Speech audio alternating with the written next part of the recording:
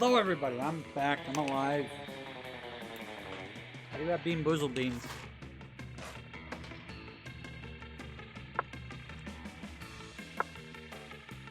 I have to remember to adjust the thing, but whatever, we're alive. We live. Blah.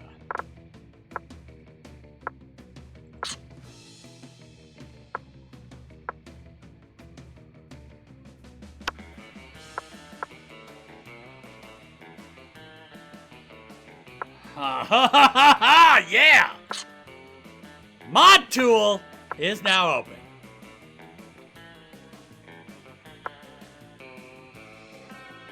We're gonna do that after a bit. We're gonna do some modding.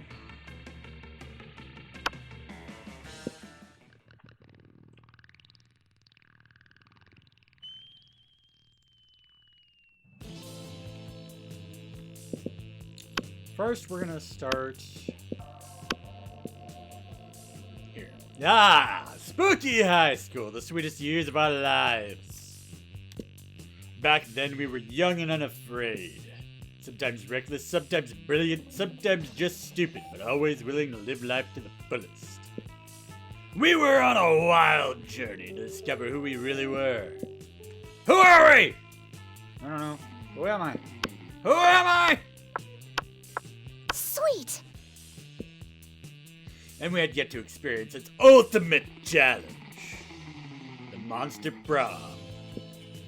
I remember it clearly. 6 weeks were left, and as we fantasized about our dream prom dates, we were all scrambling to catch the attention of one of our 6 most charismatic classmates. Huzzah! Miranda Vanderbilt, 19, a sweet mermaid princess who was as cute as she was genocidal. Damien LeVay, 21, a fearless demon with a taste for destruction and a love for fire. Scott Owl, 21, a werewolf athlete with compensated, rather small brain with a stupidly huge heart. Liam de Lioncourt, no relation to Lestat de Lioncourt. 400 and some odd. A hipster vampire whose standoffish demeanor hid that he was truly a lovable dork. Yay! Polygeist, 22, a party ghost with an insatiable hunger for all the wrong things. What? It's Bob Dunn, and I'm doing voice acting. And Firo Oberlin, 23, a mean self-made and good and new with a merciless sense of business. We might get some mods here in a bit, too. It's clear. It had to be one of them, but who? We only had 6 weeks to choose our prom date, and even more daunting, we only had 6 weeks to woo them and conquer their heart. But as I already said, we were young and unafraid, and we were ready to start. How are you doing today, Neo? Welcome to Monster Prom, stupid boss quiz ever! All minds are rotten, but they are rotten in so many different ways. Worry no more, we're now using our PhD in bullshit! Mods to the game, but, you know, to diagnose which kind of deviant sicko you are. Monster Prom, stupid boss quiz ever, TM. We'll throw a bunch of absurd questions at you and turn your answers into your character stats. This way, each of you will start by having stats that better restrict your boosters. Yeah, you polish that wood, Steve! Polish it! Polish! Polish with the Dutch glow. Which inanimate object do you think would make the best girlfriend or boyfriend provided you went criminally insane? A dildo? Duh. ATM, sugar baby, life, here I come. Or a human-sized pillow depicting a character created by myself. As a matter of fact, I have all the needed paperwork and I'm only waiting for the conservative and narrow-minded laws of our country to finally step forward into waifu and husbando territory.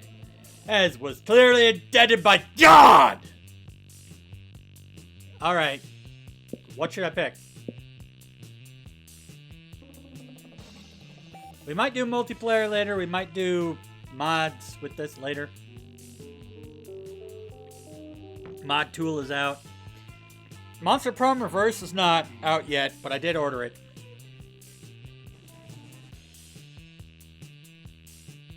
So dildo, ATM, or Pillow. What are we gonna go with?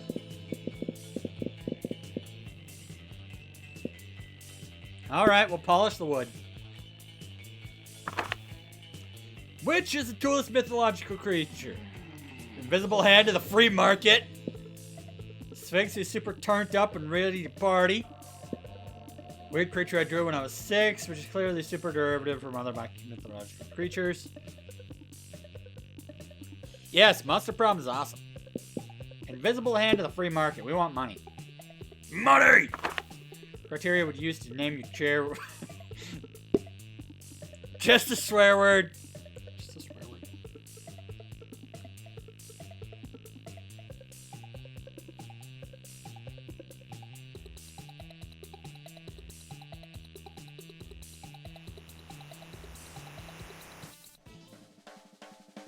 Let's go.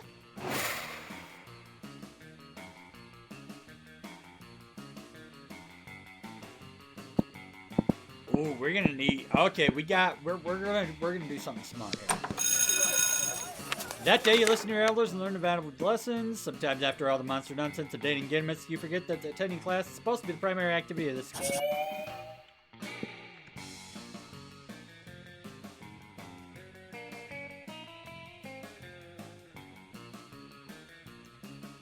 So I need smarts and boldness. Oh shit, I don't have any boldness. Alright, I might have to go smarts and charm. It is very underappreciated. And today, I finalized my order for Monster Prom 2. And I changed my payment method so that I could pour myself out. We're getting reversed, among other things. So when Monster Prom starts releasing the up to Monster Prom 2 content, we're gonna get shit going here. Oddly enough, you notice Damien and Vera having some kind of business meeting. At least they're both sitting holding manila folders. You move closely to see what's up. Hey there. Now, Damien.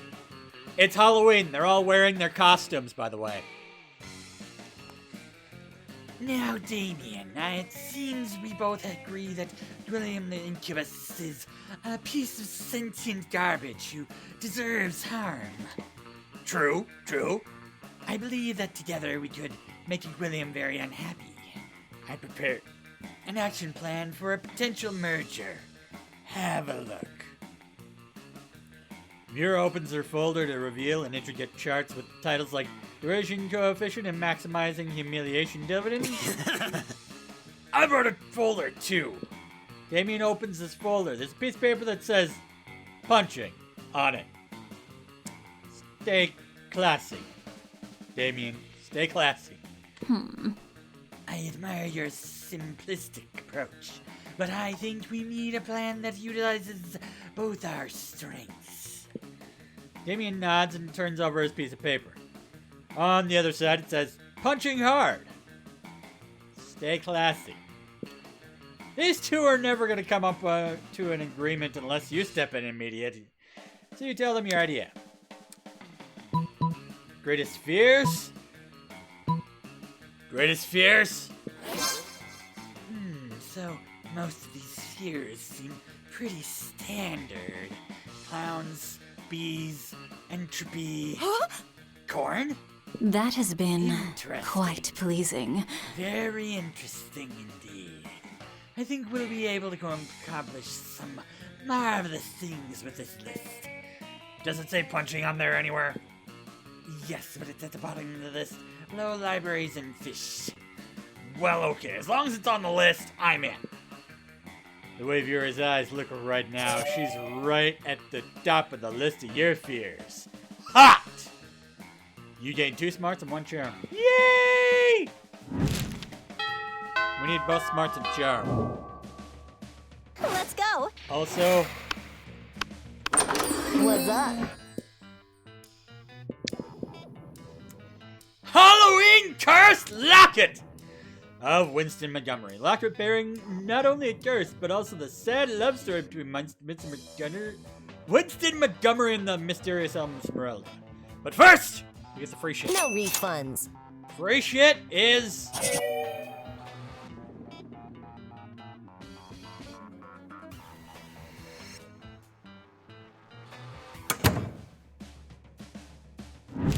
We have no friends. That's what the free shit is. Let's go. All right, Jim. Good charm. You're out shopping with Vera and Polly when a wild cockatrice appears. Oh, my friends boo and heckle me. I mean, yeah. It gallops through the mall, biting shoppers with his jagged beak and turning them... Beat? That's an epic beat that turns people to stone. Ugh.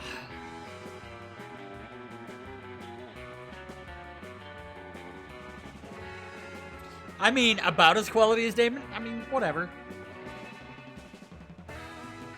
My mom was on earlier. She subbed. And then I had to eat childhood. It was very appropriate. Scott and Damien come along, chasing after it, holding a butterfly net and a frilly dress.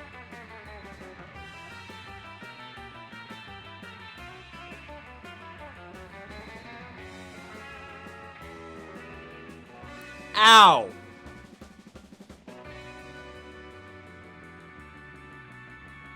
Steve has been child-rearing and too depressed to show his face. Ah! This isn't our fault. Huh? We had nothing to do with this!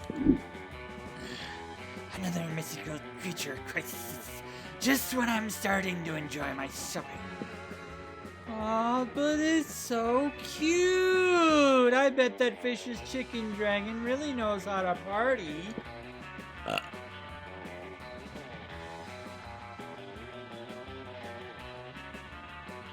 Scott and Damien see everyone looking at them and wisely hide inside a clothing rack.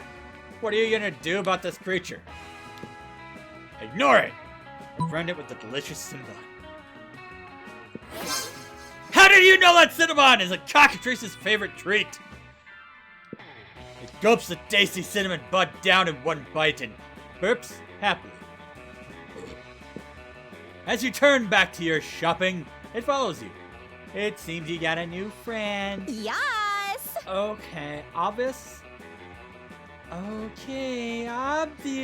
we need to take this hideous creature out clubbing with us. Because, duh.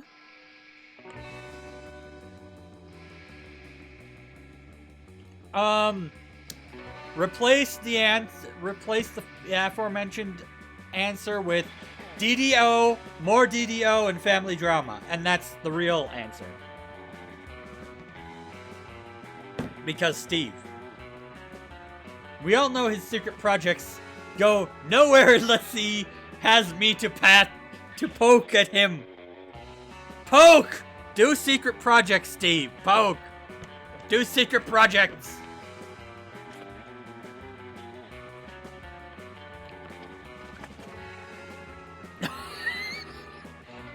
You know it's true. Not bad. Well, I suppose that's a novel way to spend an evening.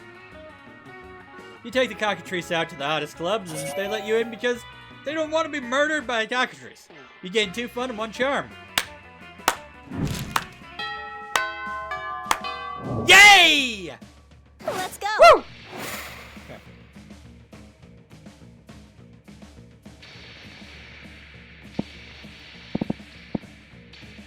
Alright, I'm going to increase my charm 1. It's about Vera and Polly discussing something. You've got to get in on this conversation! It's bound to be something nasty. Hi. Hey. What? What? Are you going to that party tonight?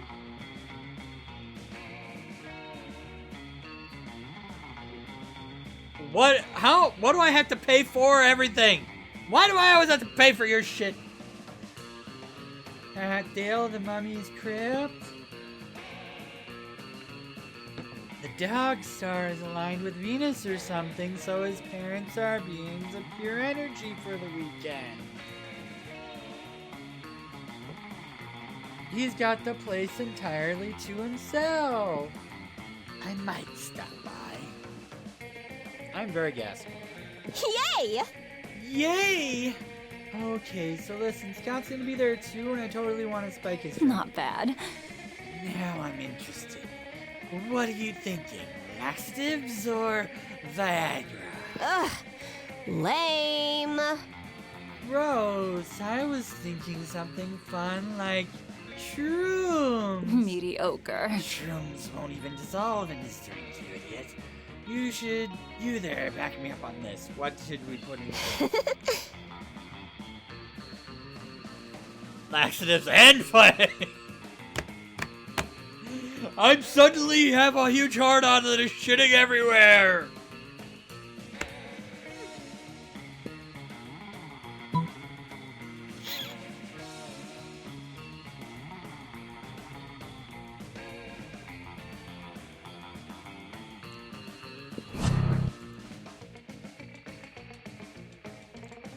Don't you know anything about animals? Dogs and cats always bark when ghosts and witches are around. You won't be able to shut them up all night. This constant discording howling is totally gonna clash with the DJ's constant discordant howling. You know, because they're totally two different kinds of discordant howling. If you like dogs so much, why don't you plan your own party at the kennel? Have some respect for the DJ and his very... Oh no, I lost my charm! Fuck you, bitch! Alright, I gotta... Let's go. What's up? Gotta buy the charm. No refunds. I knew I should have done the other one. Let's go. It's super effective! Finally managed to snag a few moments alone, you take the opportunity to open up that locket you box in the shop. Inside is a faded sepia photograph of a young moment. A chill suffuses the air and a reedy voice speaks to you from nowhere. That was Esmeralda, my one true love. If only I'd been better to her, but I fell in love with the bottle instead. Forgive me, I should introduce myself, Sighs the Spirit. My name is Winston Montgomery, and this is my story.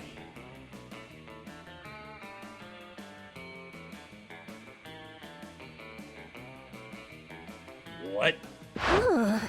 Whoa, did that disembodied voice just admit to having a drinking problem?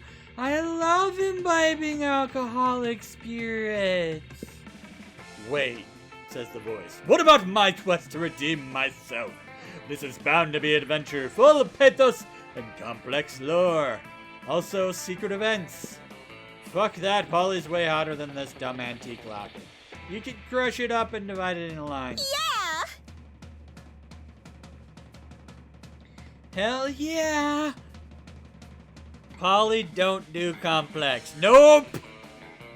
She lost her brains in the death. Can't wait to spend an entire plotline with my good friend Blue getting absolutely twisted on freaky drugs. I heard your special holiday-related interactions with our classmates got caught in the dark and emotional, but that's not gonna happen with me. It's Polly! I'm Polly, baby. No skeletons in my closet. I'm a ghost. Ghosts don't got no skeletons.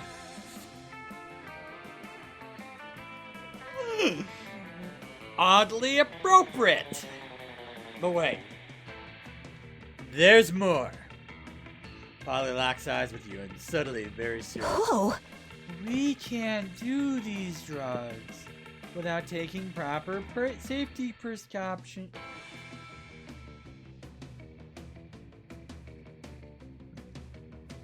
Yeah, I mean, you'd have a boner and you'd be shitting everywhere. Responsible drug use is a cornerstone of health.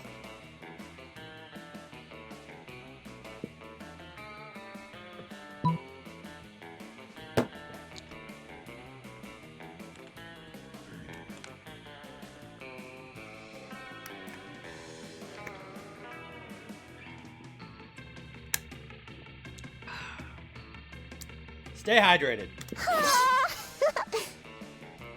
Always remember to stay hydrated. Hydrate, bitch! Yes, hydration is critical to a good drug experience. Normal water goes right through me, so I always keep a flask of holy water on hand in case I get thirsty. Don't show it to Damien! He's gonna die! Mm-hmm.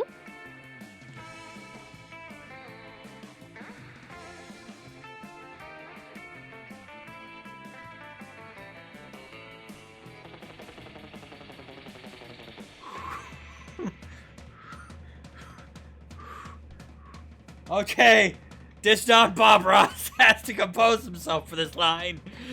Gonna go on the next fucking highlight reel, I'm sure. And if I'm really thirsty, phrasing, I just think about one of my classmates naked and get super wet. I love hydration. Don't forget to stay hydrated, my friends.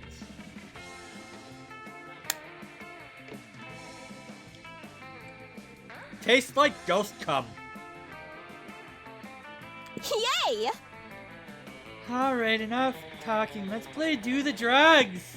You do the hell out of those drugs, netting yourself plus your charm.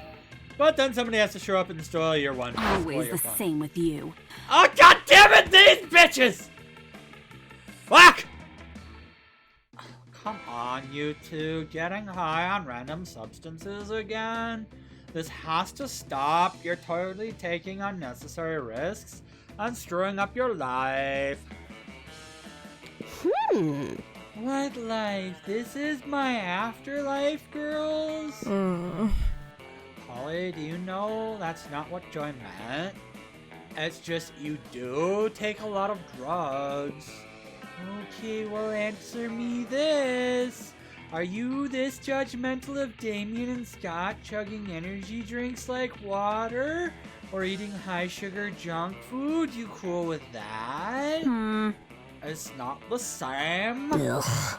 Isn't it? Okay, let me turn the happy-go-lucky Polly off for a second here. Does ecstasy carry more immediate risk than chocolate? Sure, but that doesn't mean you cannot fuck your health abusing caffeine and refined sugars, or that you can't do recreational drugs in a mindful way. Oh, bitches. If your whole substance abuse policy boils down to don't do drugs, kids, you'll never learn how to actually think about what you're putting into your body. This is the deep, meaningful insight you can only get from a drugged up Polly. Yeah, bitches.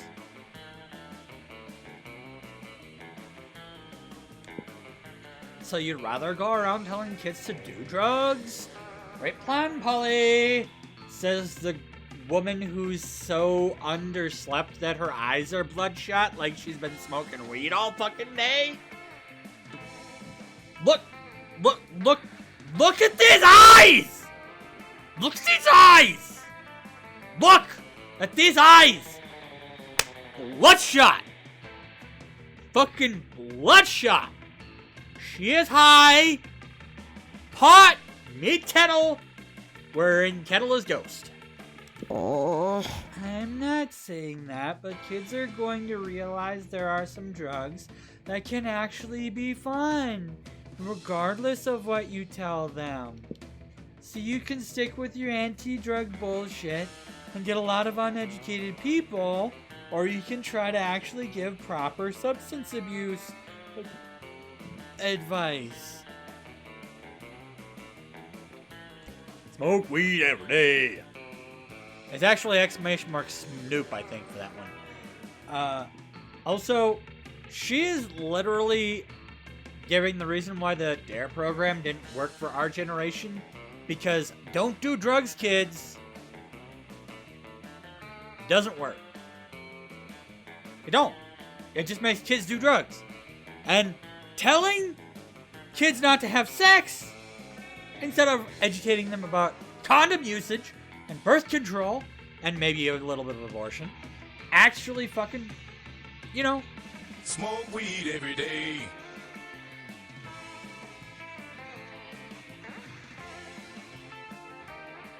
Wait, what just happened? Hang on, I have to look at something.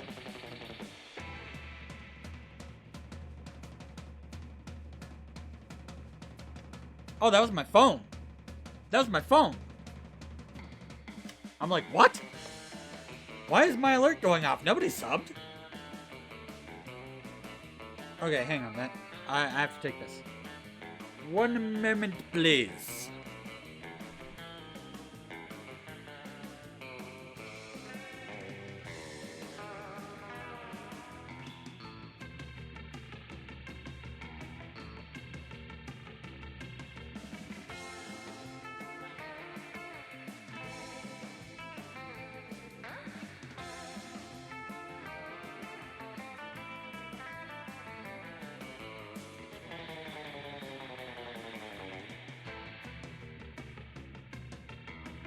Smoke weed every day.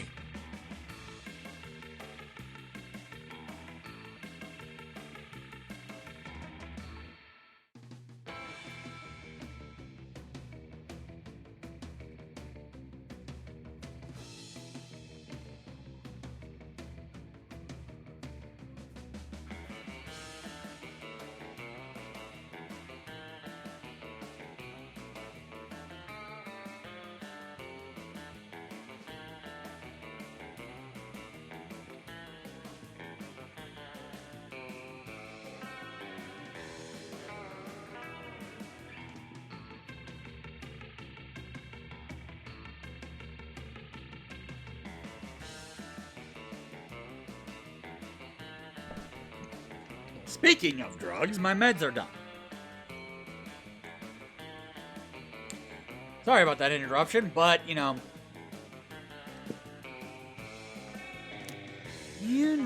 stuff like know the substance, know your body, know the context, always do drugs to have a good time, never to escape a bad one, build your own set of rules and never break them so you maintain control of your consumption. Those are actually pretty decent principles. I know, right? Fucking Polly giving all Smoke weed every day. Yes, my prescription for weed is ready. Yes. Holy shitballs, Polly. You fucking actually dumping some drug wisdom on people. Really? Of course they are. When I was alive, I was pretty kick-ass when it came to doing drugs responsibly. When did this game become educational? I don't know. When they decided to have a Halloween event that had Polly in charge of it and doing drugs? I mean, we've seen you doing math just because you were bored off the afterlife, so I find that a little hard to believe. It's not the same. Know your body, remember? I'm a ghost. I got no body to fuck up. Ugh. But when I was alive, I didn't do that kind of fucked up stuff. Nah, no way of doing that, not fucking yourself up too bad too fast. And when I did the other stuff, be it ecstasy, coke, shrooms, or whatever, I did it recreationally and followed all that advice. Listen, I'm not saying you should go do some acid, or am I saying that you should never eat candy or drink coffee? There's a good and a bad way of doing both. And I'm going to do both at once. This is a caffeinated chocolate bar with caramel. And I'm going to eat it. Because I want my coffee with my chocolate. Fuck you.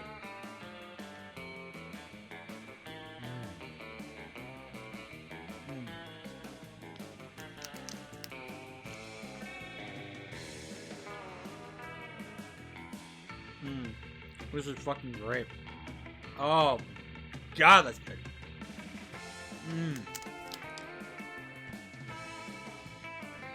I'm doing candy and coffee at the same time. It's amazing.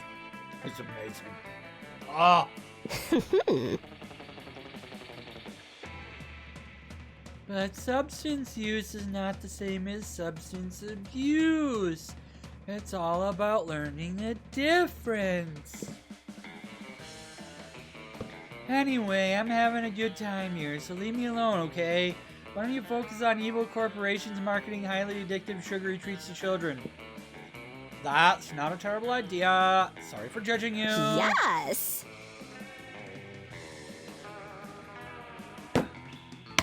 Damn right. If I want to crush up the spirit of a long dead rando and snort it, that's my business and no one else's. Snort ghosts every day. Ugh. Well, hold on. That was someone's spirit. That changes everything.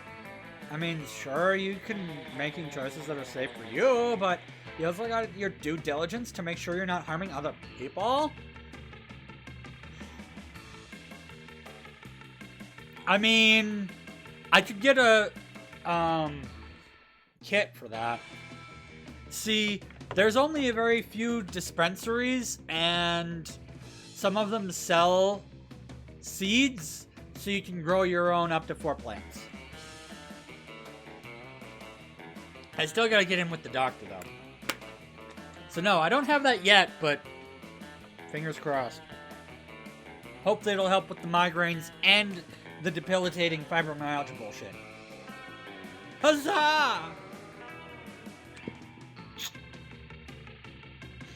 You won't leave me alone, will you? I'm starting to think you three have a buzzkill kink or something. Hey, Polly, we don't kink shame, even if they get off to buzzkilling. Just like Buzz Killington, they may decide to get a little wet and, you know, have non-stimulated orgasms from, you know, fucking over people's good time. Ugh. Well, maybe if you'd ever been harmed by someone's drug use, you wouldn't be so cavalier about these things.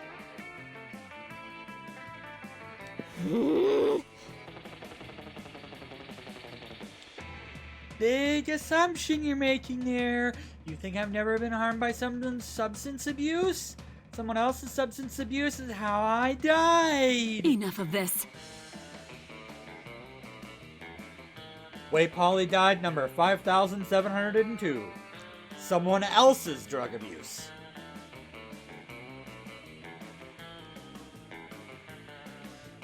Seriously, Polly, now's not the time for your hilarious running gag. You're being irresponsible, and you need to... Who am I? Oh shit, she's possessed by another ghost.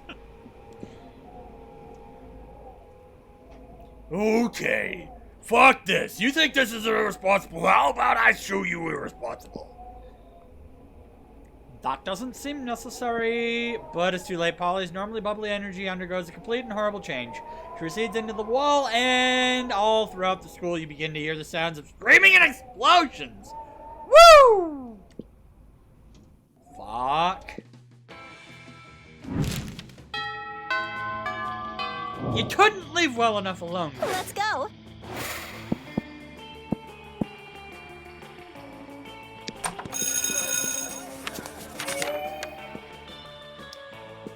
Well, you may be taking your education seriously for once. Polly doesn't seem to be. She smells like a distillery got drunk and banged another distillery. She can barely sit up in her chair.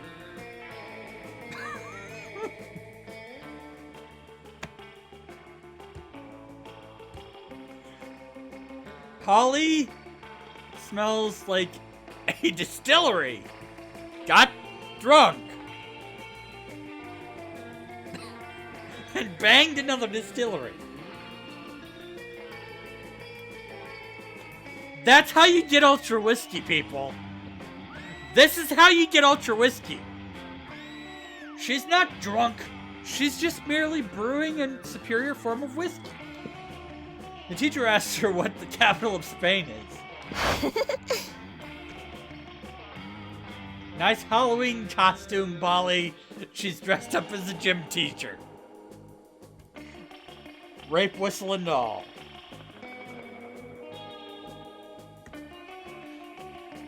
Also, thanks. I will snort ghosts every day. 11! Oh, wait.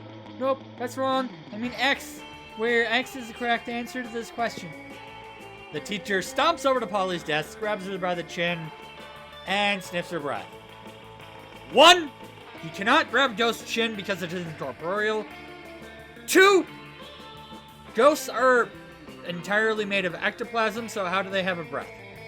To sniff. I am confused. Polly, are you drunk in class? Uh-oh, this is one question with no right answer. You better cause a diversion before Polly gets found out. Release the ferrets? Or Polly's not drunk, you're drunk. We're going with the Steve answer. Polly's not drunk, you're drunk. Teacher! Teacher, you need to stop bringing in your fucking 7-Eleven big gulps and spiking them with a whole fucking bottle of vodka. Because we know that you're drunk. Teacher stops glaring at Polly, takes a step back, and sniffs her own breath.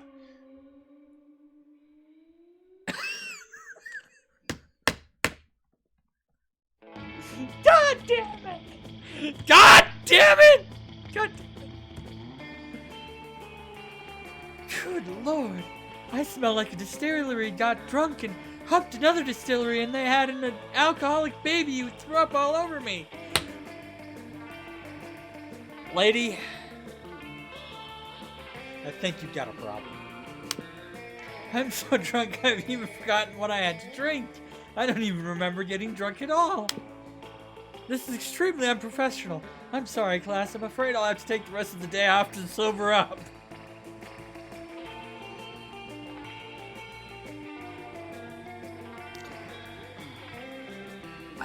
Remind you of any of our college professors, Steve? I'm sure we had at least one.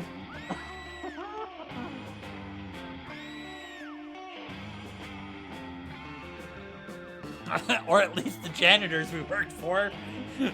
I'm sorry, but we have to take the rest of the day off to go sober up.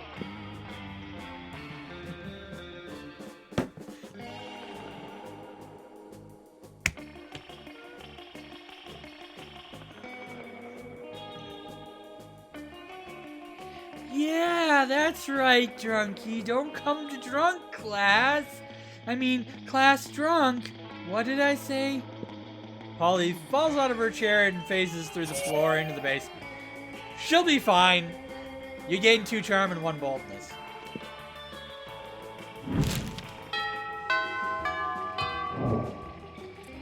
Let's go. I'm sorry, Polly, but wow. Just wow.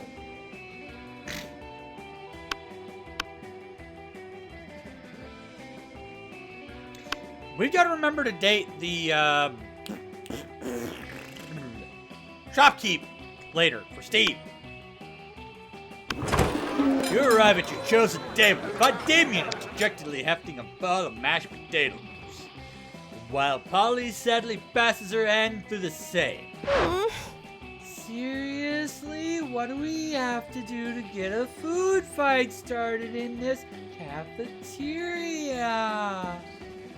I honestly don't know. I tried throwing potatoes at people and yelling food fight, but I think everyone's too scared of me to fight back. And I can't throw any food because of my stupid ghost hands.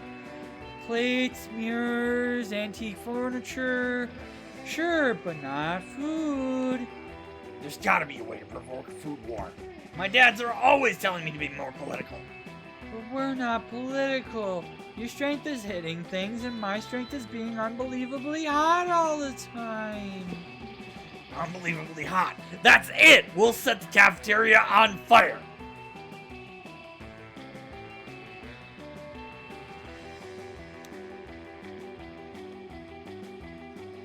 We'll reserve the fire as Plan B, okay? Okay, Damien. Wait, no, that's not a solution. That's just arson.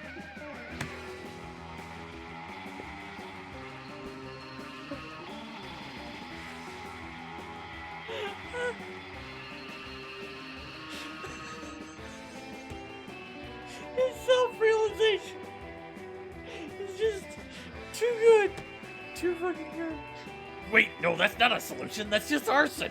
Why do I always jump straight to arson? Well, when fire's your fetish, you always want to get off.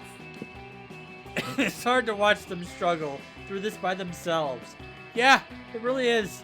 So you step in with an idea of your own. Wars are fought over scarce resources, stale. No, I know the food's stale, but don't steal everybody's food and put it in a pile. That ought to do it. Hey, Polly, you need the Gurks for the whole war over Talon and Troy's face. We just need you to get trashed, but kidnapped by Trojans. I like where your head is, but I'm not super into being kidnapped and shit. Well, if we skip some steps with some good old flashing. Whoosh! Tits! Polly floats up onto the table and, in a practice motion, whips her top off. To the victor! And this is a high school cafeteria. Polly's rash action upsets the roiling cauldron of horror modes, sets it on fire, which, you know, Damien likes to do, and Tad dances on the ruins. Soon the air is thick with sausage and gravy. Potato crisps are flying everywhere like flavored shrapnel. Ghost boobs! Polly puts her shirt back on now that everyone's too busy fighting to remember what they're fighting about. Looks like mine really were the tits that launched 1,000 chips. The view you just got makes that pun worth it.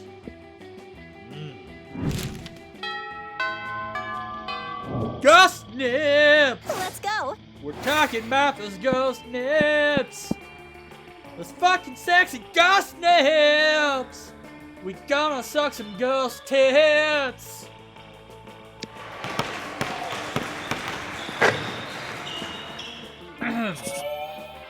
Gaining charm. It's business as usual at Spooky High, except that lately Polly becomes a wrathful specter from time to time in order to terrorize the entire school. No one can sit down in class because chairs are constantly flying across the room. All the water fountains are gushing blood, and everybody's drugs are gone. I can understand why one of those is Polly's fault. Only one. But the rest, how does that have anything to do with Polly? Worst episode ever. This is unacceptable. I'm sure there's a way to solve this peacefully. We only need to talk to Polly. She's actually very nice when you get to know her. Enough of this. No, Faith, there's only one solution. A climactic showdown wherein we seal Polly inside an enchanted jar and end her rampage. Hey, you. Paladin! No! No! You have unlocked the demons! Technically, that makes 5, so next week we get to costume percent, but today...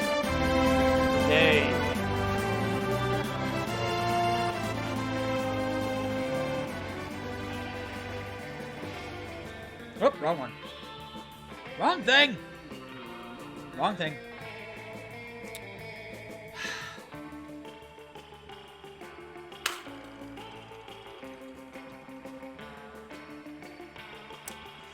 Well, at least it isn't dish soap again. Coconut or spoiled milk? We who have the Bob Ross hair will partake.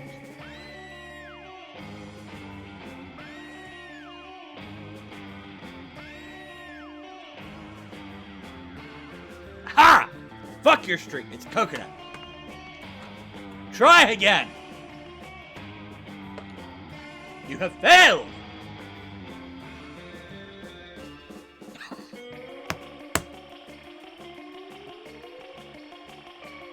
So you're Bob Ross's secret love child?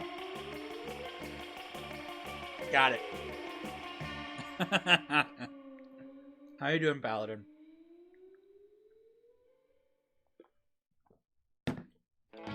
We are trying... Oh yeah, I forgot. Don't you and Steve-O know each other from Jew Camp? You look like Kyle from South Park. I'm terrible. I'm sorry. Sorry if that was offensive to anybody, but Paladin is laughing. Very similar backgrounds.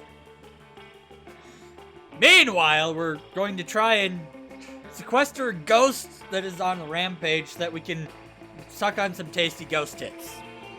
Remember to stay hydrated. Tastes like ghost cum. Probably because of the coconut. Pump the brakes, you three. In my experience, anytime someone says there's only one solution, there are usually multiple solutions.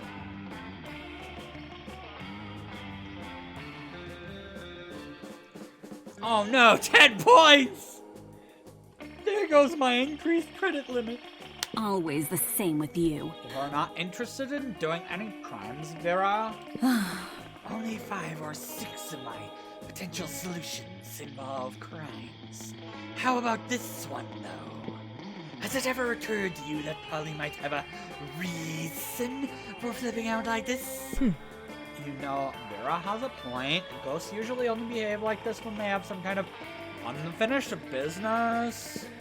Everyone has some unfinished business, and it'd be nice to change the pace if instead of judging other people as allies or enemies from your self-righteous throne, you actually tried to understand them better. How's my fake Jamal Adala Egbert? Paladin, does it work for Vera?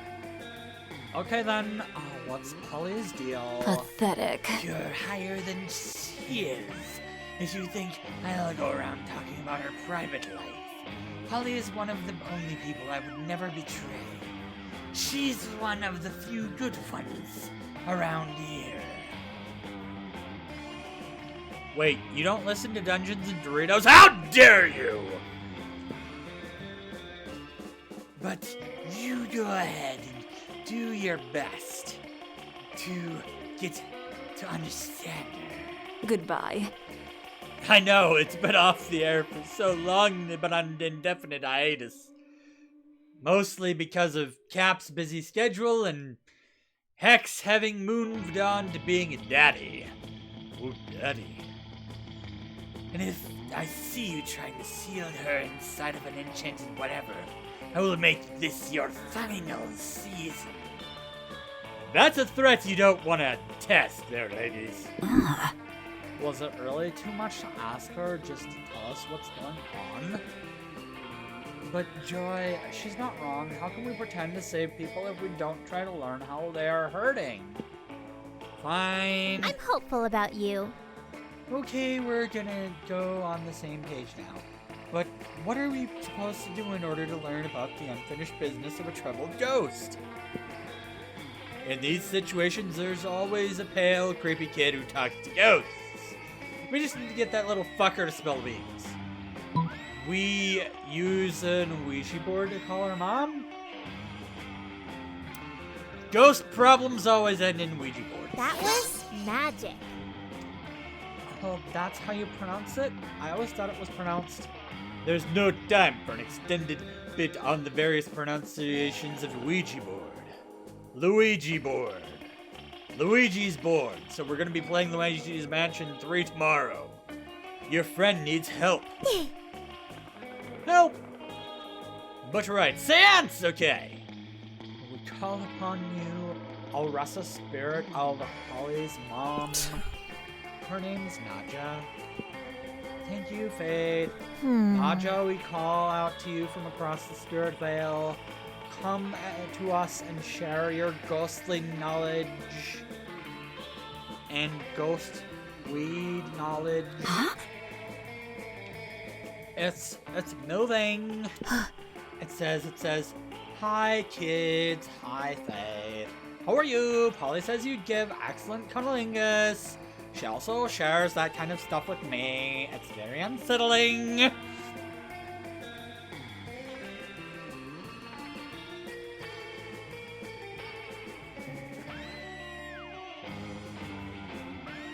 Which one of the ghost triumphant Coven Ladies has been giving all of the tasty ghost-flavored cunnilingus to Polly. Will this question be answered? Or is that a question for the next episode of Scooby-Doo?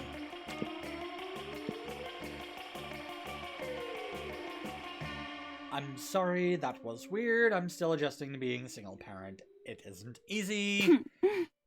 I'm sure being Polly's mom would be hard, even if you weren't a single mother. Joy. Well, now, that's not fair at all. Polly's a perfectly lovely girl. I trust her to take care of herself, and, you know, it's not as if she can die again.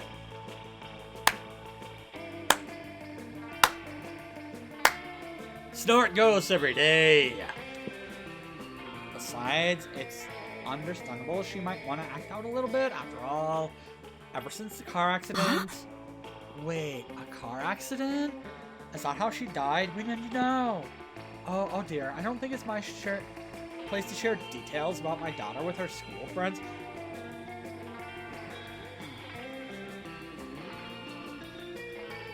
Cunnilingus, anybody? Cunnilingus, cunnilingus. I'm wondering why that was mentioned earlier. I've said more than I mean to already. Sure, like the... It comes back to the cunnilingus. Great writing. Great writing. I'll be here all day. Joy. Hey, you're the one who was fucking the ghost, not Joy. Sorry, thanks for talking to us, Miss Geist. You've been a big help. Naja thanks you for calling and leaves you with an excellent recipe for Pireski to boot. You gain 2 smarts and 1 creativity. Wait, what? Hang on! What the fuck is that food? I'm gonna look that up.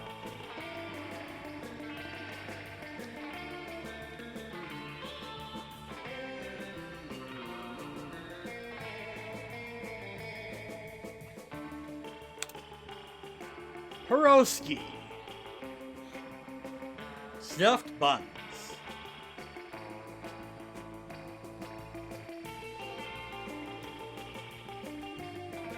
Baked or fried yeast-leavened boat-shaped buns with a variety of fillings. Pierogi are a popular street food and comfort food in Russia and a stereotypical part of Russian culture. So... they're pasty. I wondered where that came from. Holy crap, people. I know, right? I wasted all my money on this awesome amulet that all of a sudden made Polly turn into his uber pissed ghost.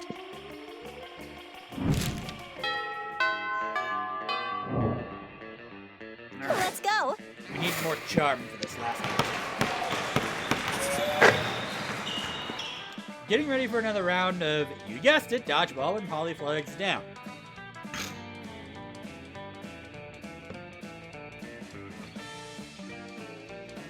Russia. Mother Russia. Wait. Geist. Does that mean that Polly is a Jewish Russian ghost?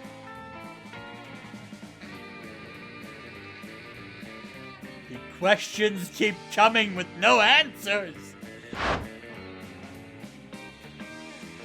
Might explain the short hair, too.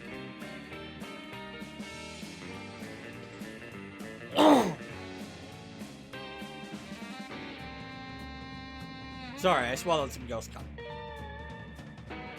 That is true. A lot of American Jews are originally from Russia.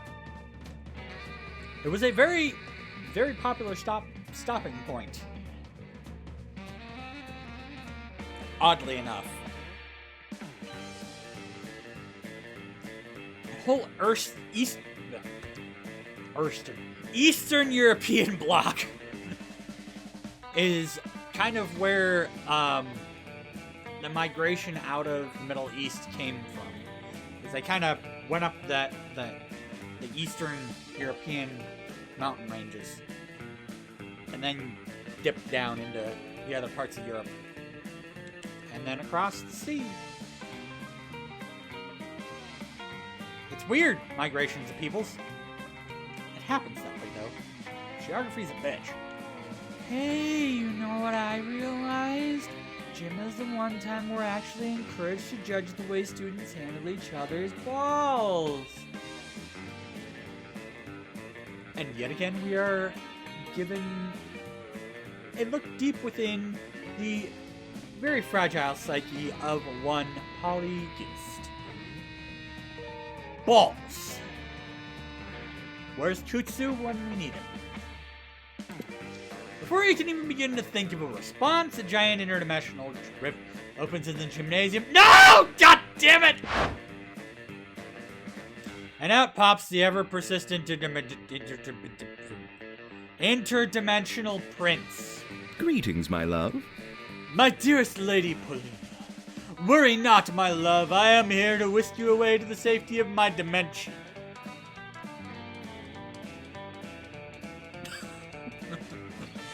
Perhaps. Safety? From what? From what? Why? From this unceasing war you seem to always be caught in the middle of. Danger abounds all around you. Look at these uniformed soldiers. Look at the projectiles hurtling through the air, often towards your gorgeous visage.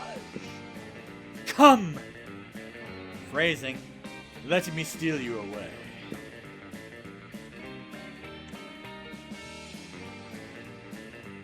Oh, great. She's gone into pissed off ghost mode.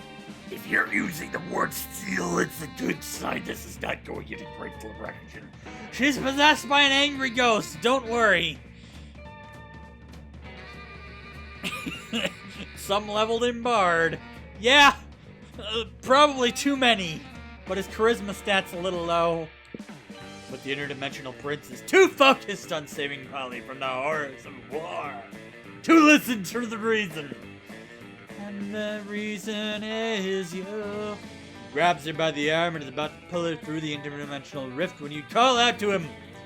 You're taking her. You must follow the rules of engagement and first speak to our highest ranking officer, Coach!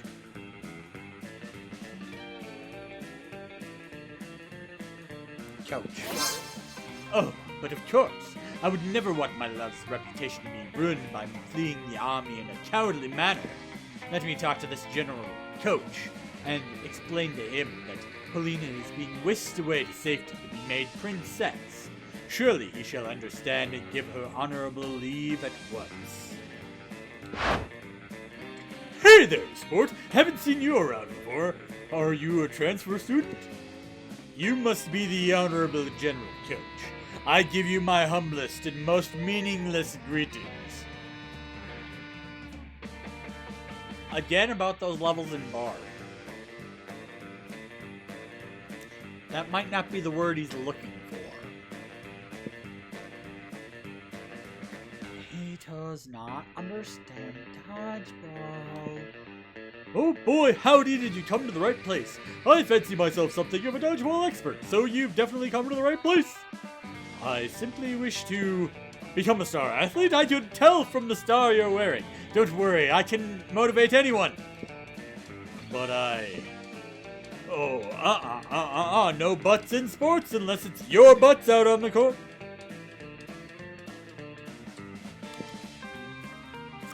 Hey, that rhymed. We should write some uplifting slogans together. Oh, well, The first thing you need to do about dodgeball is that it's what's inside that counts and what's outside, because you're outside to actually throw and catch balls. But inside is also, hey, where'd the new student go? Coach runs off after the prince, but the interdimensional rift has closed and he's long gone. Awesome. I'm not going to be stolen off to some random dimension I didn't ask to go to, and Coach is out of the picture. Want to ditch with me? Do you ever? Time to go get up to some spooky shenanigans with Polly. Probably involves drugs. And tits. Ghost boobs! We're gonna suck some ghost boobs! We're gonna fuck some ghost boobs! Some sexy goddamn ghost boobs! Gain 2 fun in 1 shot. You understand she's a ghost and she has boobs? Let's go. Whee! You arrive at Polly and Vera's table and find them eating. Wait, both of them? Oh, yum, yum. I sure do love food and eating. Look at this food going me. Yes, this cafeteria Sloppy Joe truly has a subtle flavor profile. Finally, you notice the cause of this absurdity. A well-dressed businessman sitting at the next table, watching both women intently. Oh yeah, you know you own... Stroke imminent. Yeah, I know you like this, baby. My eating is realistic and erotic. Be cool, Polly. Man wants to pay us for eating in front of him, not streaming about eating. Is that not what eating is? I forget. While Vera tries to explain eating to Polly, the businessman shyly approaches you and gives you a small bow. Much obliged, friend, he says in a soft voice. Are these two fine ladies your friends? I must confess that I have searched far and wide for a suitable candidate to fulfill my rather unusual fetish. Paying a student at a high school for monsters to eat food while I watch politely from a distance. Hey. We don't kink shame around here, but, each their own. But I find myself unable to choose which of these two beauties to hire. The snake-headed one possesses a certain grace.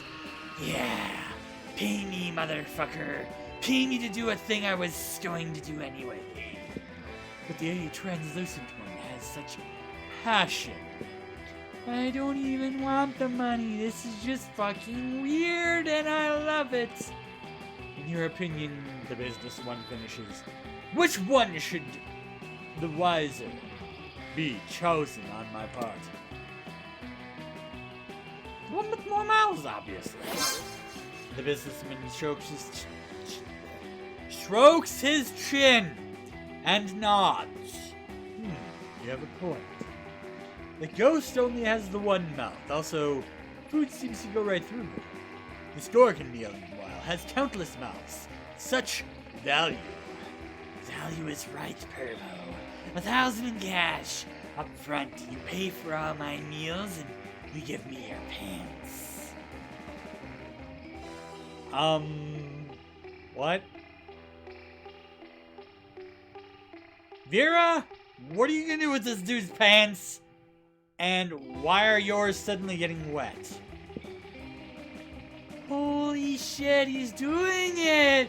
He's doing it! He's getting naked! Vera's able to convince the businessman to pay for a fancy dinner for you and her. It's a little creepy with him watching the two of you, but you get over it. Weird. Let's go.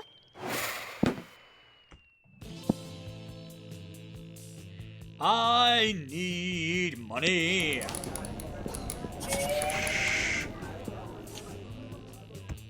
In the course of your activities, you come across Vera and Polly hatching yet another scheme.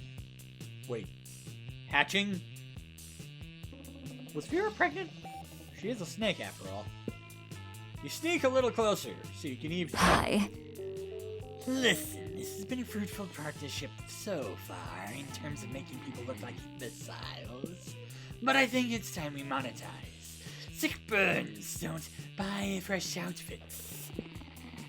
Yeah, fine, whatever. I guess I could use some new thongs or whatever, but... I don't want to stop making people look dumb just so we can make money. I don't want to sell out. Personally, I can't wait to sell out. But you have a point. We can't sacrifice our brand. The question, of course, is how do we do both? Yeah, how do we get rich off yanking people's chains? I almost had a Freudian slip saying yanking off people's chains. But as sexual as this game may get, that's not their intended purpose here.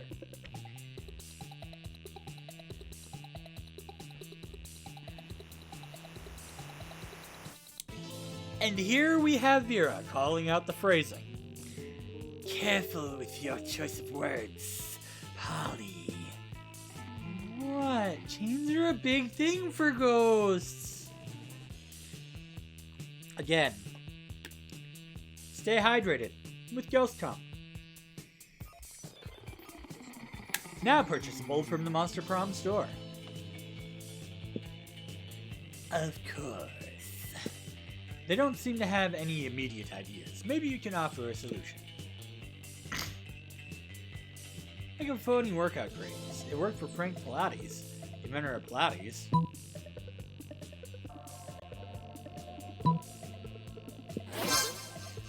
Oh my god, that's so good! We can make up a total bunch of ridiculous exercises. Like tongue squats and dick crunches. And cock push-ups. Don't forget to do...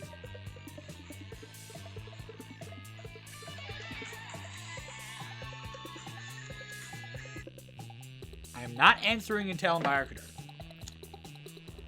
Don't forget cock push-ups. The most important kind of push-up. You can only do one. It makes your dick fucking rock hard muscular. And encourage people to post selfies of their workout success. Let's see, 1 week subscription to our proprietary exercise tracker for $1. $49.99 for every hour thereafter. Of course that's my ringtone. I mean, it used to be Turtle Power, but I don't play Ninja Turtles enough.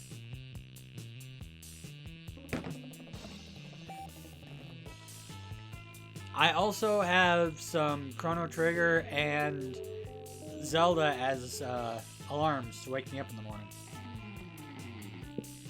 I think we might actually turn a profit on this one, Polly.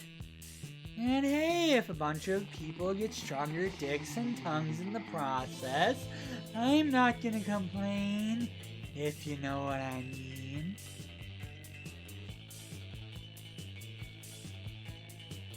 Cock push-ups for better sex. You have no idea what you have just unleashed on the world, but it seems that these two are very happy with you. You gain 1 creativity and 2 smys.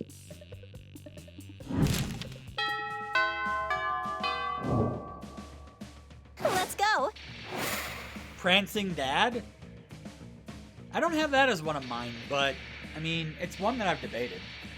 But, I have Power Gloves, Red Wings Over Baron, Power, Wisdom, and Courage, and So Sexy Robotnik as alternate ringtones for specific people. My dad's is, fittingly, Dead Souls, covered by 9 Inch Nails. From The Crow, because it's my father.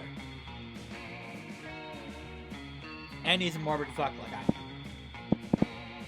Alright, we don't need any more charm response, so money is good. Hanging out with Polly afterwards, watching some porn, like you do in the library. Reminds me of high school. When you suddenly notice Miranda standing right behind you. Who knows how long she's been there? Greetings, fellow classmates.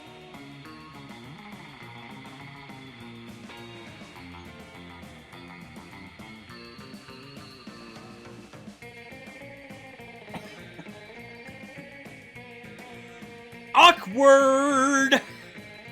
Woo! Hello, good friends. What are you doing?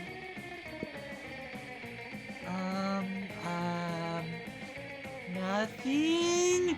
Nothing at all. It does not seem to be nothing. That man seems to be kindly sharing his marmalade with a giant skunk.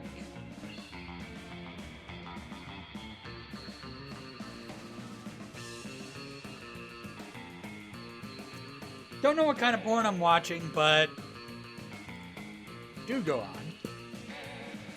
Explain this at once. Well, it's simple.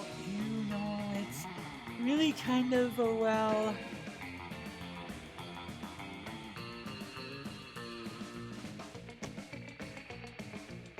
So, do we lie and say that this is some sort of a new cooking show? Or do we tell the truth and start talking about bestiality?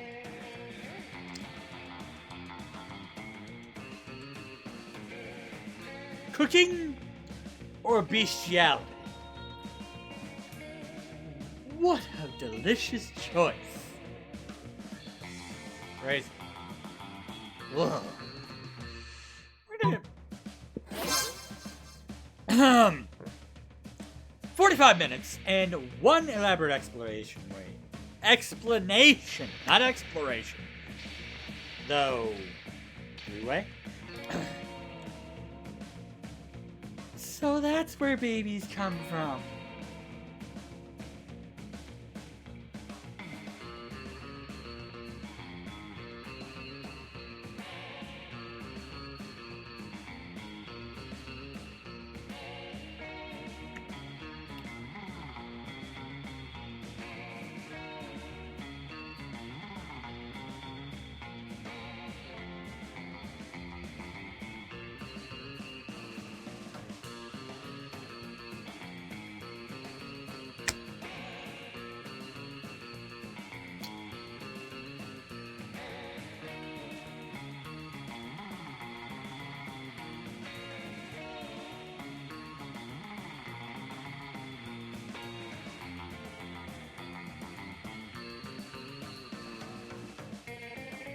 She's a 19-year-old fish princess that did not know where babies came from.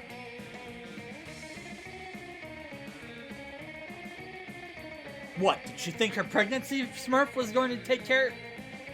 Surf, not Smurf. Her pregnancy Surf was going to take care of that part of the job of being a princess? Conceiving of and birthing heirs? Unless she's that weird kind of mermaid where they just lay eggs and you gotta jack off on them. Like Futurama. My word. I had no idea it involved so many condiments.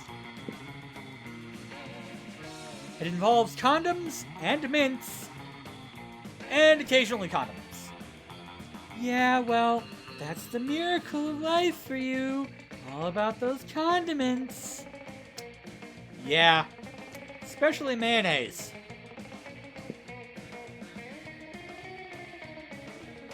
It seems I have much to learn about the reproductive system.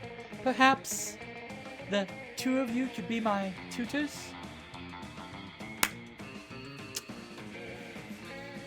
Well...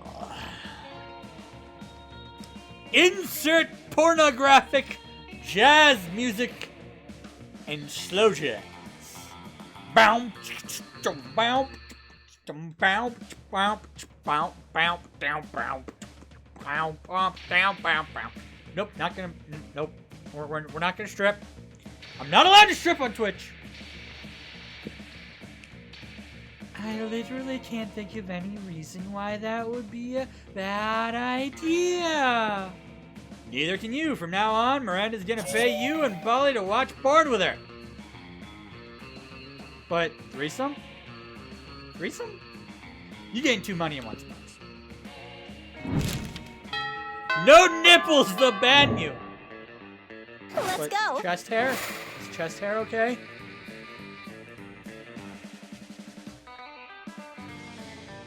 I am very hairy.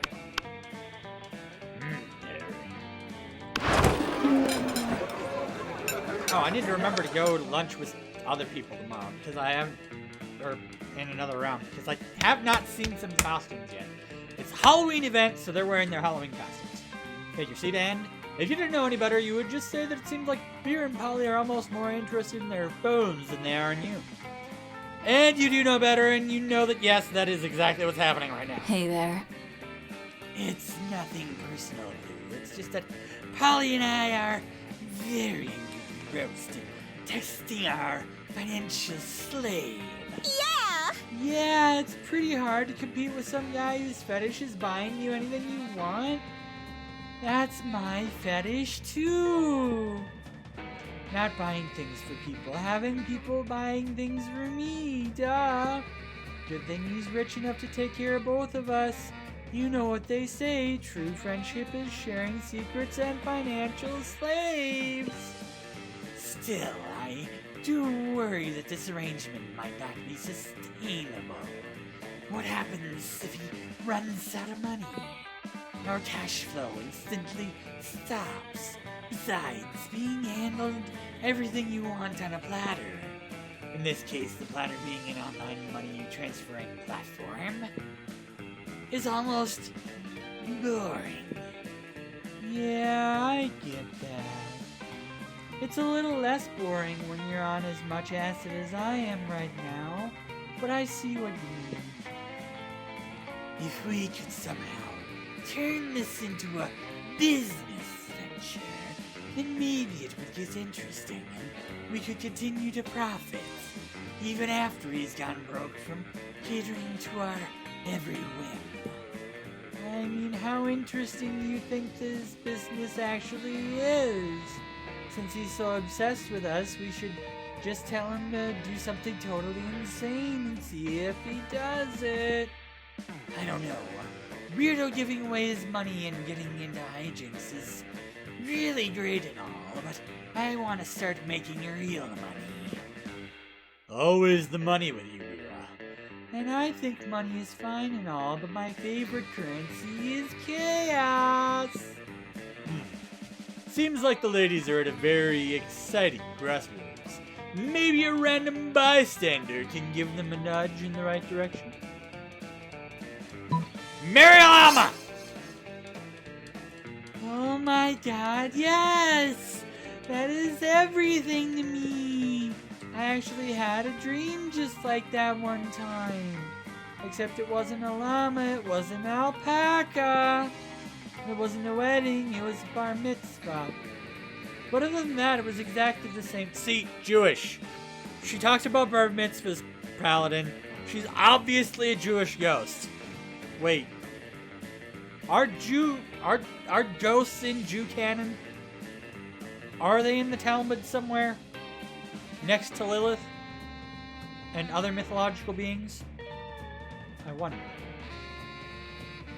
Probably buried with the other 5 commandments. Yeah, I don't think this is my scene.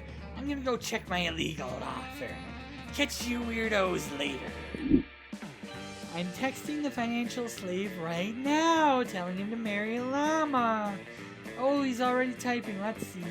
Ooh, you'll never believe this. It turns out the financial slave has actually been talking to a llama for a few months, and now through a llama monster dating site. He says he's a commitmentful, but never really defined the terms of his relationship with the llama, and he keeps introducing the llama as a friend. But he knows now it's because he was just scared of being hurt. He's taking this as a sure sign that it's time to be brave and commit to the llama. And now they're headed to the city hall for the ceremony right now. Of course, he says he'll have to take his leave of our group chat since his heart and wallet now belong to another, but...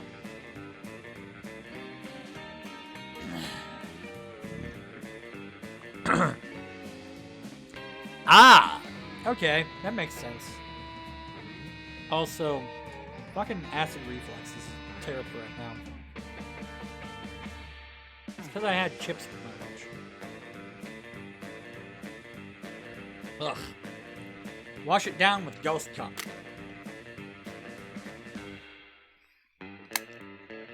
That I did know. And do you know what taught me that? Extreme Ghostbusters, actually. Oh, isn't that the sweetest love story you've ever heard? I'm so glad we got to make it happen together. that is the sweetest story you've ever heard, or something. But hey, maybe you and Polly will end up having a love story of your own. I mean, I don't know what this weird secret quest is all about, but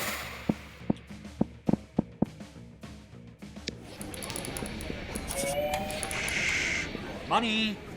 Polly at the computer next to you, whispering into one of the speakers. Hiya! Let me into the deep web, please. I don't know the secret password or whatever, but I swear I'm cool. I just want to buy crazy drugs and do fun crimes. Paladin, is that how you get into the deep web? By whispering into your speakers? I think I'm going to be on some government watch list now.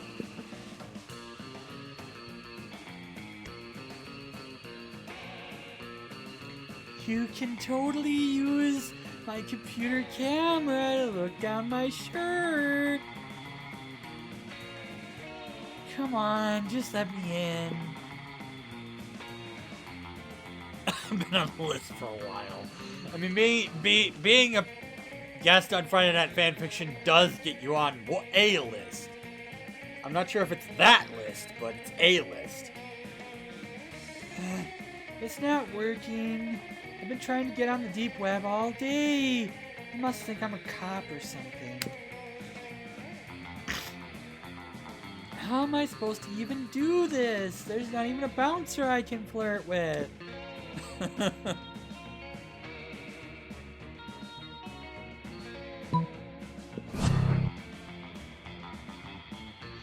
You lean close to the speaker. Polly was whispering into your lips close to hers and say, "Blueberry." Immediately, her computer grows eyes. The computer becomes a mouthful of sharp teeth and it attacks your face. Blueberry was the old password, you idiot. The new password is sandalwood. What is even happening? Is that computer eating your face? Is this real life?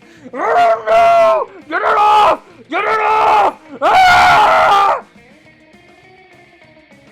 Help.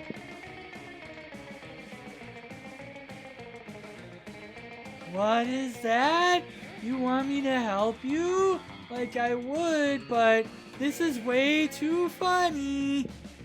That's the last time you forget to read the latest issue of Deep Web Passwords Monthly. Are you sure they'd change it monthly? I think that it would be a weekly basis, honestly. But who knows? Let's go. Show me that money. I can't buy the cocaine! So instead, Later, Gator. I'm buying more charm. The Latin accent.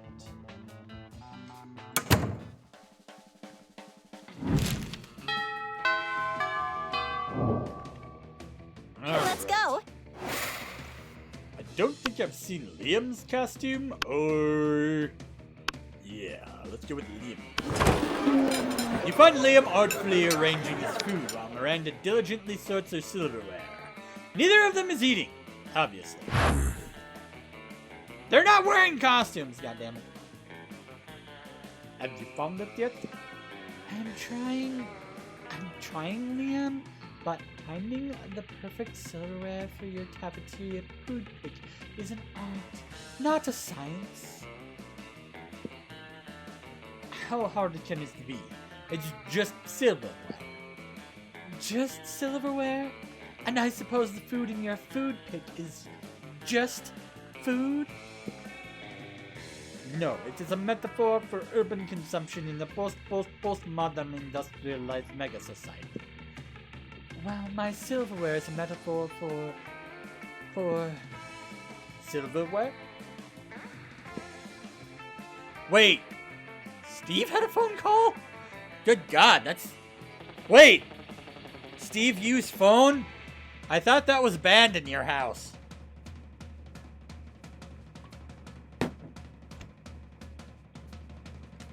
It should be. It should be. Yes. Is that not enough?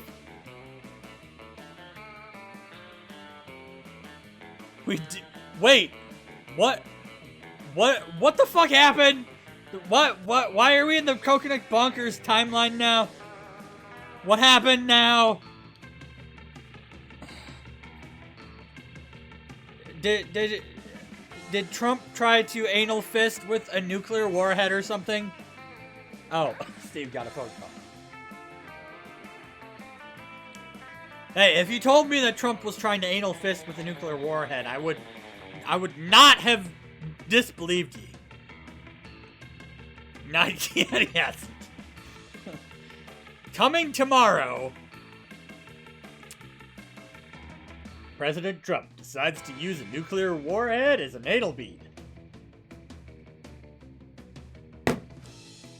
While being pissed on by Russian prostitutes. What? Too real? It is more than enough. But can we hurry it along? Yeah, I know, right? My diatribes are getting really bad. The lighting is perfect right now, and I don't want to lose it.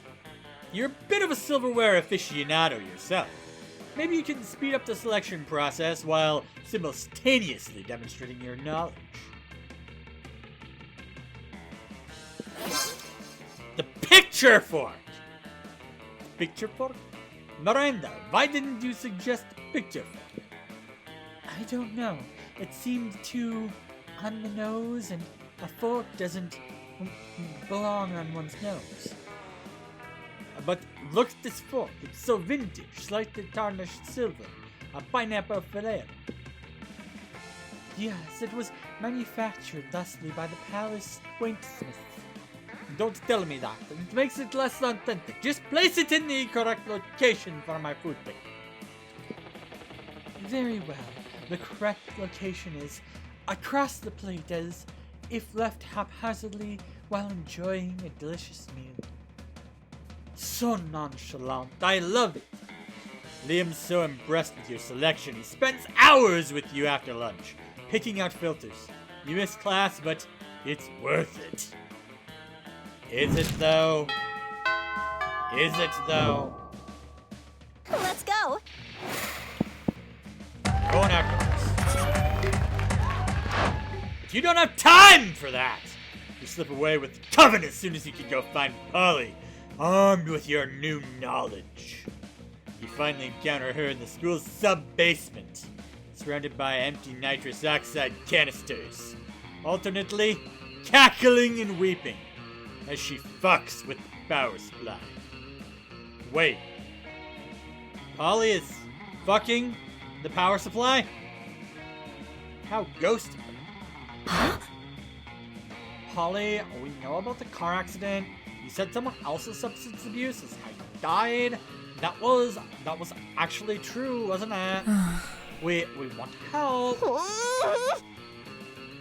Oh, you wanna help, do you? Yet you run around judging people and trying to solve their problems that you don't even understand?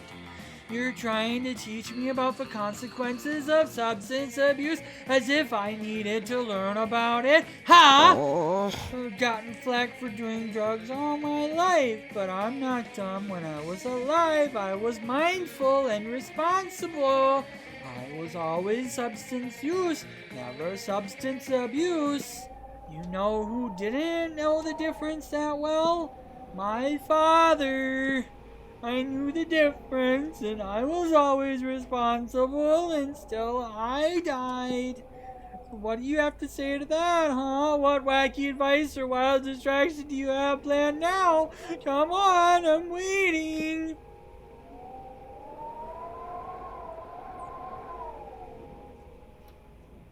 For once, maybe it would be better not to debate between absurd plans.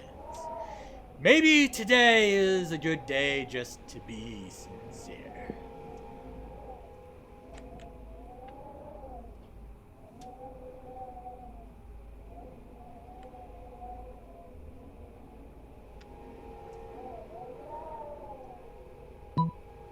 Not here to judge. I see. drugs. Oh, I told you I was followed all that good advice when I did drugs while I was alive, right? Learn how my body responded to getting high. I read about any shit I decided I was doing. Learned what I needed to carry just in case and how much time I had to wait until do it again. The nights that I decided I was not getting high, I stuck to my decision and said no to any friend who offered me anything. And I never did anything when I was at a low point in order to avoid teaching myself that any substance was a way of escaping from my issues. But not my dad. He was a poor man, crushed under the excruciating expectations his father put on him. He lived in a perpetual disappointment, life being this big, constant defeat. So he started drinking to escape that misery. And whenever you use to forget your problems, you need to use it again and again. Because when the Russian Jew, she is Russian and Jewish, as we have learned. So vodka makes sense. Wears off. You're still the same person with the same issues. I get it, he was hurting so bad that it broke my heart. But that was never grounds to put all of us, any of us, at risk. You know the funny part, he's the only one who survived the car accident. That's terrible, Polly. It is. I guess if anyone knows the difference between use and abuse, it's you. And we understand that now, being a ghost and all, you can go wilder without real consequences for yourself, but you should still mind the consequences you impose on other people. If not as much as you see the bad in what your father did, you're still here, making the same mistakes he made. You're actually right. Maybe I should care a bit more. Yes, go and enjoy Afterlife your way. You were right about that. Just be mindful of how that might affect other lives. And with that last piece of wisdom, Polly starts to shine in a strange way, while slowly phasing out. Huh? What? I guess this was my true unfinished business. I'm finally ready to move on out of this plane. Thanks, really thanks. A beautiful light surrounds her as she says these last words, and finally, she disappears. You look at each other with tears in your eyes. You'll never forget the sometimes complex but always awesome fan favorite, Polly Geist. It's party time! Fuck you, game! I was about to cry! At the loss of Polly, you son of a bitch! You asshole! God damn it!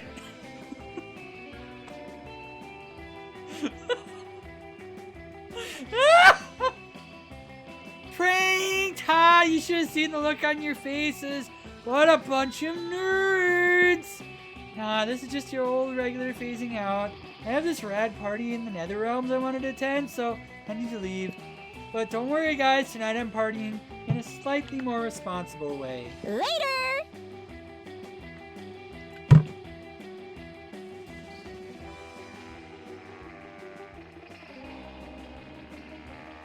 Wait, this calls for a more extreme form. This fucking with my trust deserves a more severe form of punishment.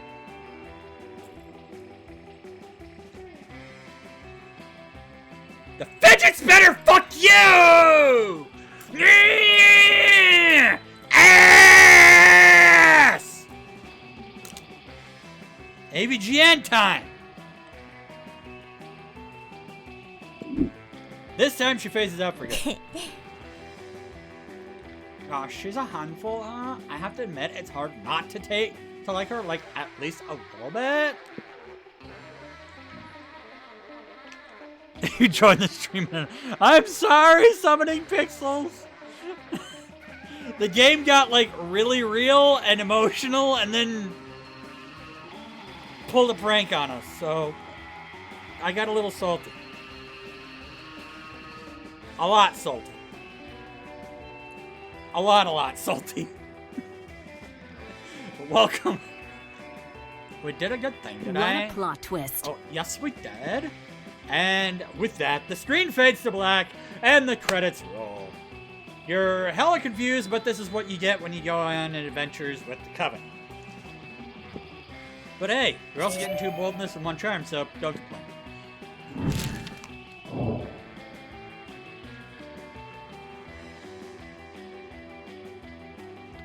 Ah! Yes! The Halloween event is very good. Let's go. I also have to still date the shopkeeper. It's on my to-do list. Also, it's very nice that that they reminded us about the what was it, the backer post store thing today, because I really wanted to get some other stuff, but I couldn't afford it at the last time that it was mentioned, so. Let's go. It helps. You're daydreaming of Prom, but suddenly, Holly faces in out of nowhere. Hey, Boo. Hey, Boo. I wanted to thank you. You and the nerds were really nice to me the other day. All that left me thinking I had this heavy feeling like a burden. My unfinished business wasn't just telling you about how I died. Yeah, time number 7,000, you know. Yep. I try to keep up with the socials of the game. I try. I really need to join Discord.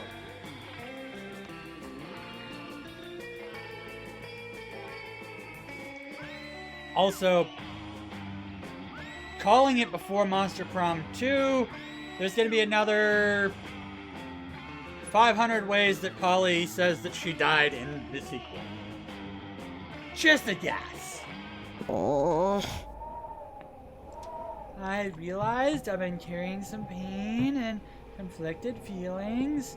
It's hard. What my dad did wasn't okay. It wasn't a horrible thing that had even more horrible consequences. Well, yeah, you're dead. We don't talk about that. I mean, you know, there is whatever your headcanon is, that is probably the truth. We all know. Headcanon is real canon. What?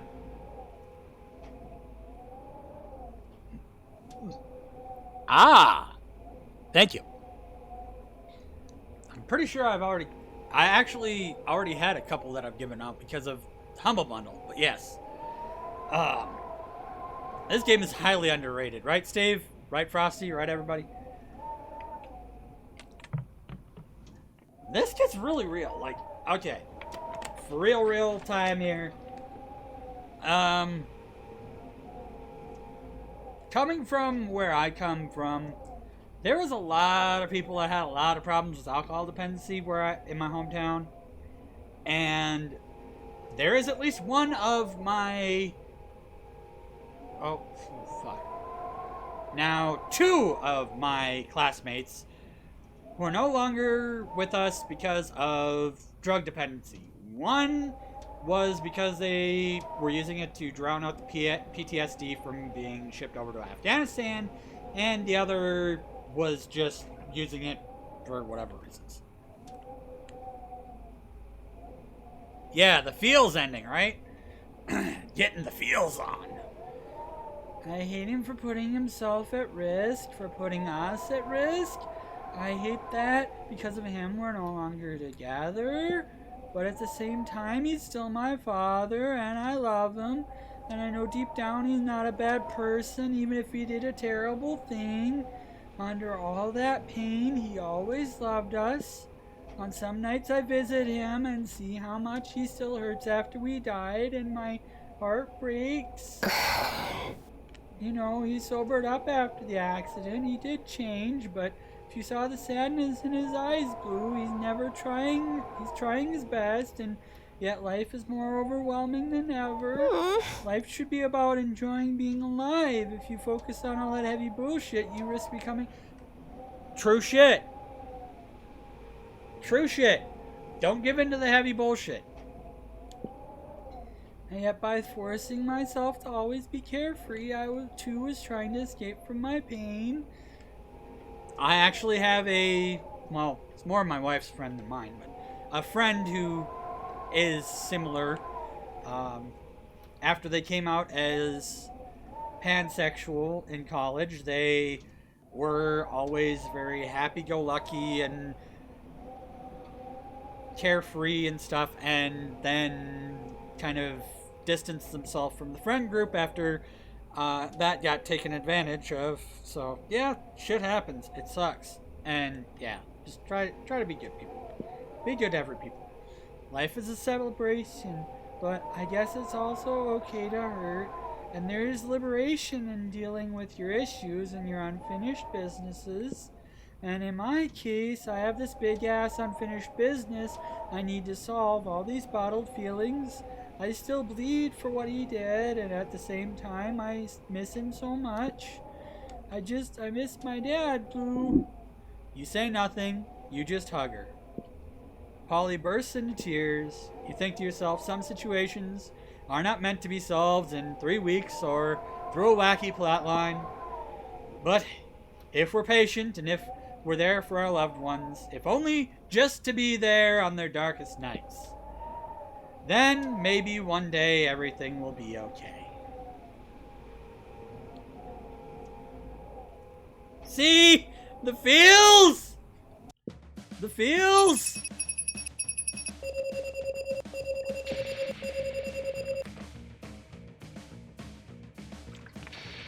I know, right?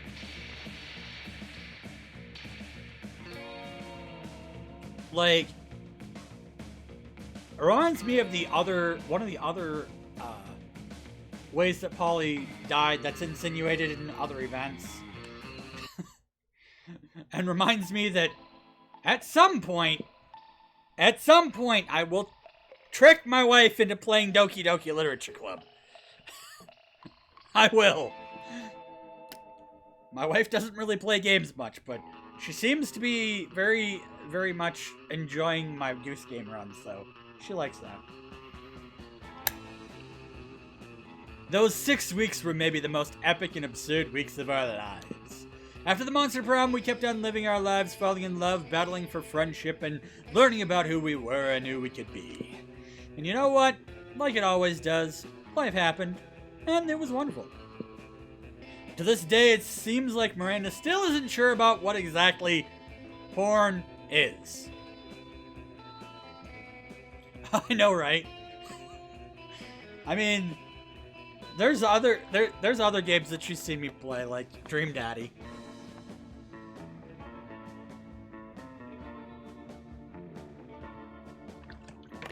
Your ISP needs to be beat over the head with a sandwich. Miranda's always going to be unsure about what porn really is. To her, it will always involve skunks and marmalade.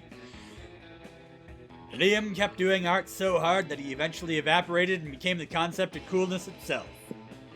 As he left the physical plane, the last thing Liam did was give everyone a condescending look. So Liam. Stout became an athlete. Not so long ago, he won a prestigious national award for being the best at doing sports. For those 6 weeks, Monster Prom seemed like larger than life. Yeah. Tongue tied itself in a knot and said the wrong words, oh well. And then it was gone, just like that. The battle for Monster Prom might have ended then, but there were plenty of battles left in that war called youth. But once again, we were young and unafraid, and we were ready to start.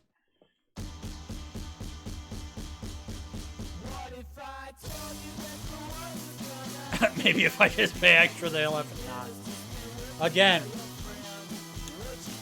the double-edged sword of my new ISP living in Montana after having moved out here with my wife for her teaching job I have fiber internet. It's faster than it has ever been before. But I have to pay per gig. I mean, I have the fastest internet available in the United States that I can possibly get, faster than I was getting before, which was actually really damn good anyway. But now we got this.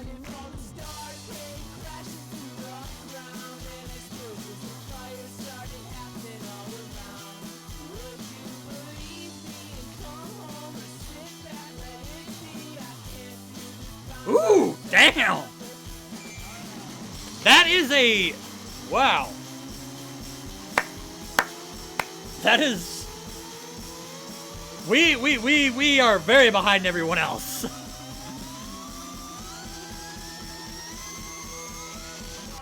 Yeah, if our internet was priced like that, I would... Oh my god.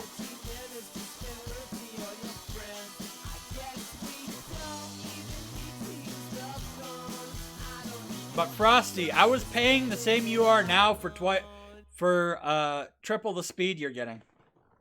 Where I used to live. But that was because I'd been customer with them for like 7 years. Jesus.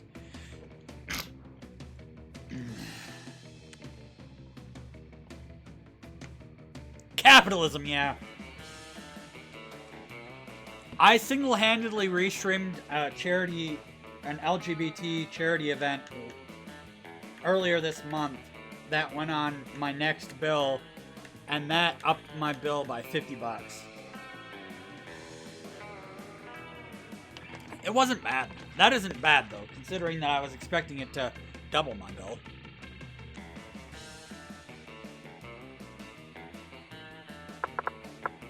Oddly, they never discontinued my promo price. Cable One was a really nice provider. They were a really nice ISP. I kind of wish that they were available out here so that I could get the cheaper internet again. It would be slower, but but not by a whole lot, and it'd be better pricing. All right, so what are we gonna do? We are going to actually hang on. What I am going to do is okay, yeah.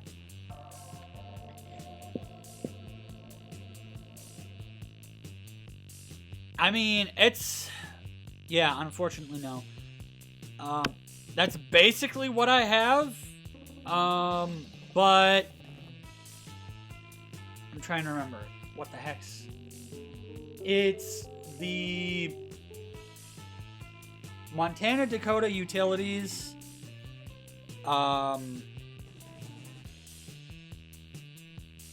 and Mid-Rivers tap into Google Fiber out here. So that's why we have to pay per gig.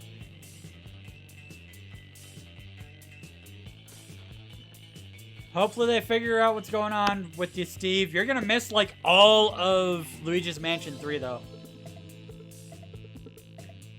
Yes. Hopefully the doctors can learn what I've already been telling you for 10 years, Steve. Spooky high school, sweetest years of our lives. Young and unafraid, reckless. Yes, yes, yes. We will go with...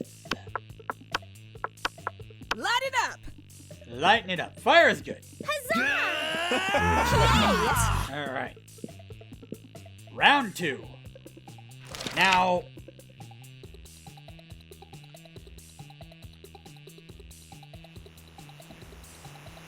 Now that we've gotten that, I need to grab...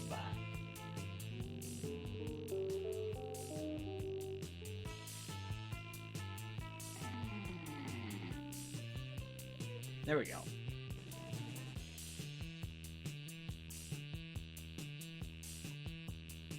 We need to find ourselves...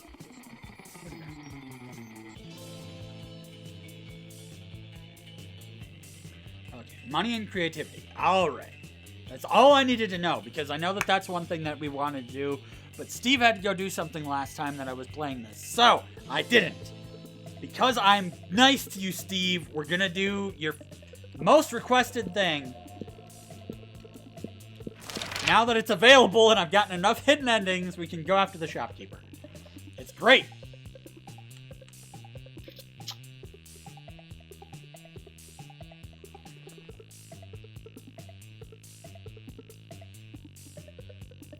I know, right?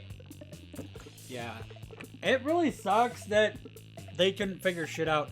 But on the plus side, Frosty, we found out when you were like 16, as opposed to one of my classmates who found out when she was just about to hit 30. Because they really, really, really, really don't autism test women. Like, the reason why it's seen as there being a higher percentage of males being autistic than females is because they just don't test females for autism spectrum. So a lot of people who are on the autism spectrum who are female don't get discovered until way later in life, which really sucks. Because then by that point, all of the social therapies and cognitive, behavioral stuff, it's very hard to work around. It really sucks. Alright, sex with an animal, who would it be? Keep semen and settlement. That is money, so we're going to go with money. Money and creativity. Right? It's money and creativity.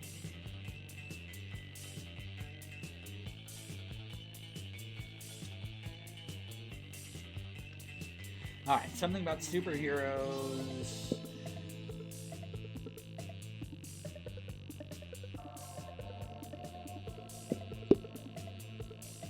Ah, there was a wealthy one. Always a pony. Always get the pony.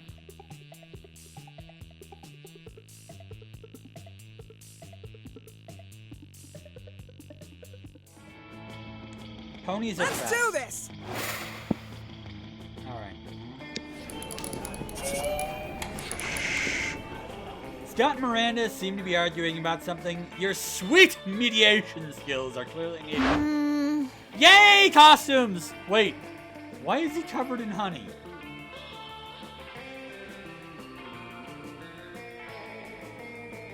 I am so confused. I'm so confused about what this is for a costume. But Miranda is dressed up as her favorite stalker, which is great. No, I know our football team is called the Spooky High Spooky Monsters who spook, but who also play sports, but who's our mascot? Our mascot? Oh, dang. You're right, we don't have one! Ooh, what about Misha the mermaid? Mermaids are monsters. No way. Too girly. Try this. Wally the werewolf. Why is it gotta be a werewolf? We're the monsters, not the werewolves. Yeah, well, we're not the mermaids either. Maybe the problem is that the team name is trying to cover a huge, diverse group of people with a single label. No, coach is never wrong. We're just not thinking hard enough. Think! Think! Think! Hey, bro. Hey, you look like you're a hard thinker. What mascot should we use for our teams?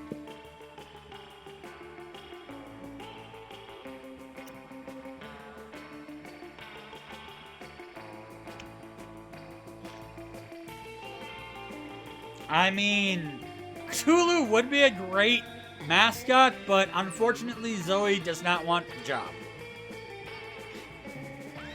Genetically engineer a cross between every monster on campus. It will waddle out onto the field on its flippers, fins, and tentacles, and it will scream.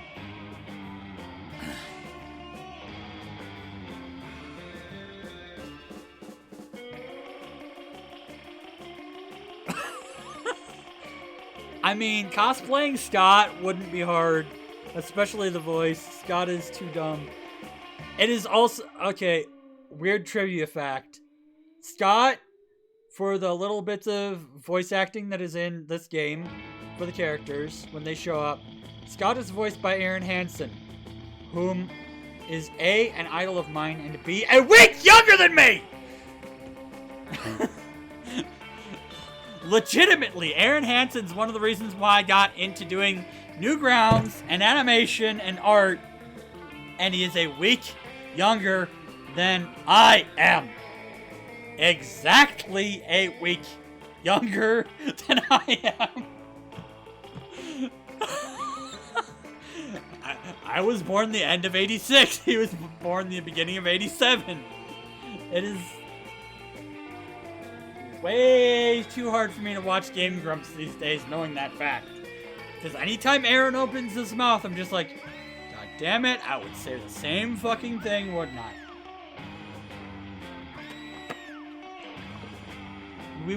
We're like fucking evil doppelgangers or something. Except he has the chonk. He is the thick, I am the not. Finally, an idea that represents the true diversity of our school. We can use Daddy's gene lab. Of course your father has a gene lab. Let's see. In order to fill all the monster parts soon, the mascot will have to be out about 100 feet tall, covered in nightmarish appendages and moist tentacles. Again, Cthulhu for tongue. Huzzah! Which means it shall provide great shade on hot game days. The tentacles can hold in umbrellas. Huzzah! Yeah, because deadly genetic experiments are always the shortcut to a girl's heart. Right? You gain 2 smarts and 1 boldness. I know, right? Let's do this! Alright. Going to do this first. No.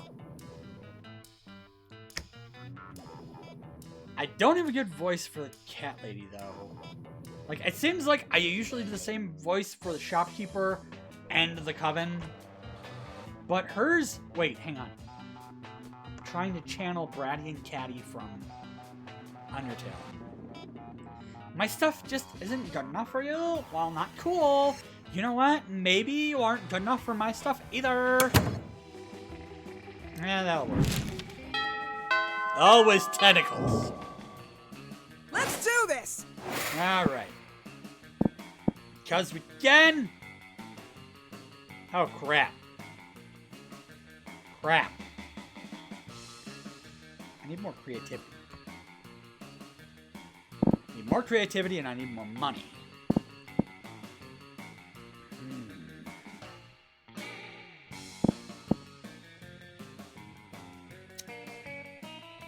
Alright, we will go with the money and then the creativity. After that, you engage in a deadly match of truth or dare or death with Polly. Truth or dare or death, and it's deadly.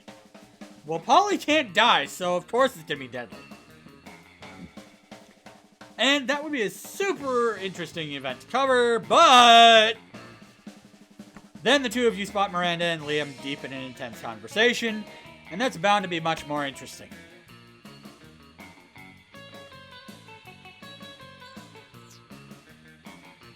Hiya! Hey, babes! You were making quite a noise, and I love anything that makes quite a noise. What's up? Hey, you two. Miranda and I were having a creative disagreement. You see, we wanted to start our own school club. You know, an intellectually rewarding extracurricular that enriches our minds while probably not being mentioned ever again in the future because continuity at the school seems to be a bit random. Noise! Let's do it! Y'all know my favorite things in the world. Drugs. Sexual activities. Noise.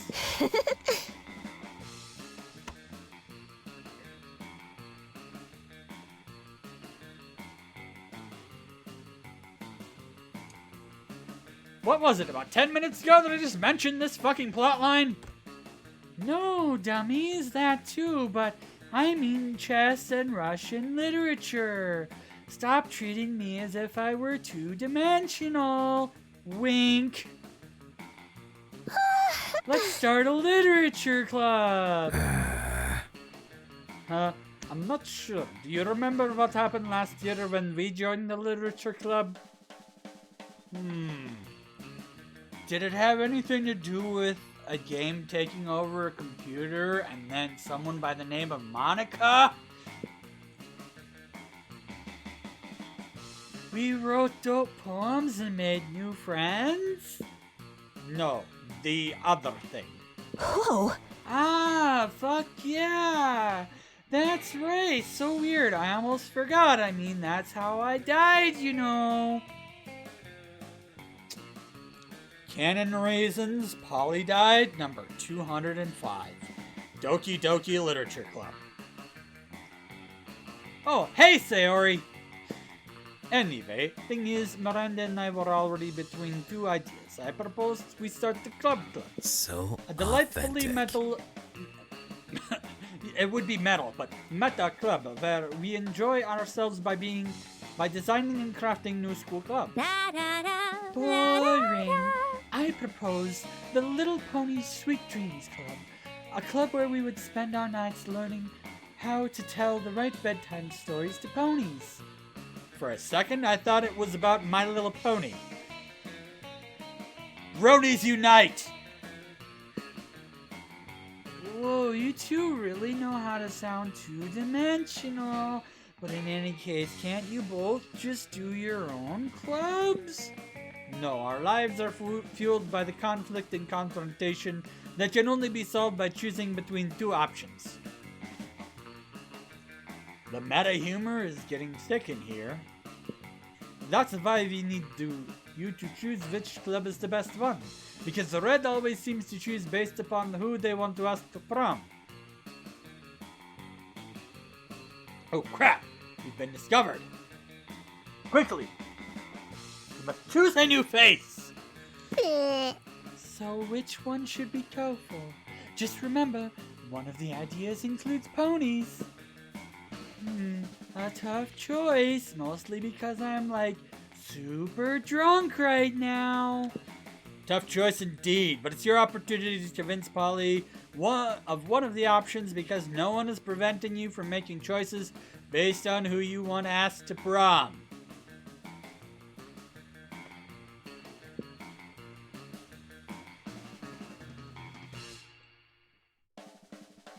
Nightclub. Yes. Right? Right? Oh, good point, Red. I like doing nightclubs. You do realize that it would be nothing like an actual nightclub, right? Mm-hmm. Are you sure? We can have lots of techno music? But ponies aren't into techno music. It unsettles them because it's too similar to the roar of their natural predator, the pony eater techno eagle. Wait, what? The techno eagle? Okay. But I like techno. What if we give ponies free drinks till 2 a.m.? That way they'll be more chill and it would be a great promotion to attract some party-going ponies with free vodka. Remember Pinkie Pie vodka, Steve? Wait, vodka flashback.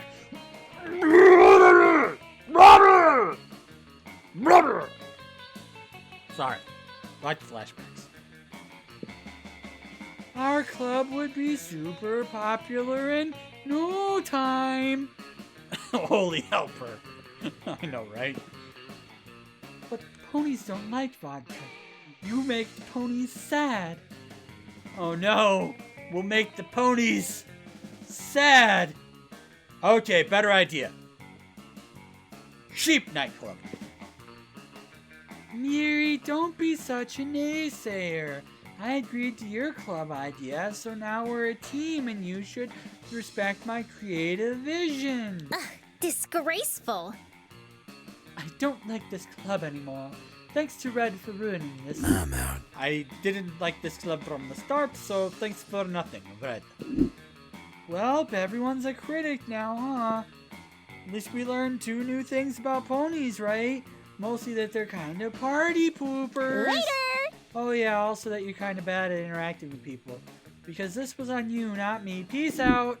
And with that, she phases out. God damn it, Polly! You need to choose your options more carefully. Because you're now lost 2 front and no jump. I don't need those stats. Those stats are not viable. Also, I will be right Let's back. do this! I must away to the restroom.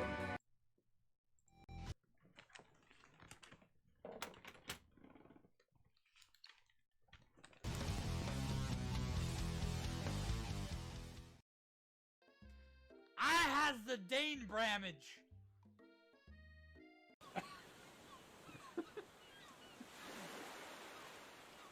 I've had the time of my life, and I never felt this way before. And I swear it's the truth, and I owe it all to Mary. Back again in this damn mad forest of owls and creepy ghosts and skeleton stuff. Gonna climb these asbestos flood stairs and do it, and with this guy in his stupid face. Whip dude jumped over me, he's got those anal beads, but he's not gonna put 'em up my butt, nuh-uh. Now we go up these stairs, and we got owls, they want to claw my goddamn eyes right out, but I hit them with holy water and my whip, so they will hopefully all fucking die. Go fight yourself, buddy.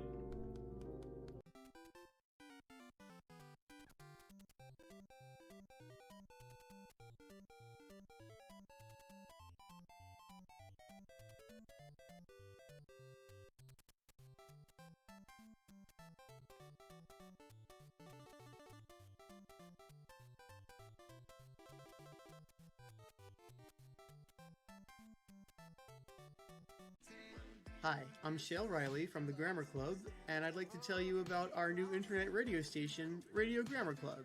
We play all of our back catalog, which is hundreds of songs between the 6 of us, and all of the new stuff that we're doing on our Patreon.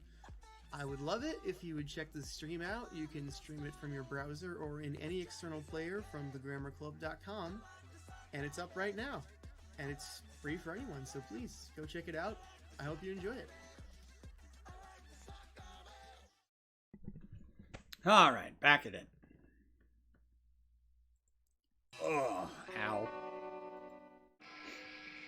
Oh. Okay.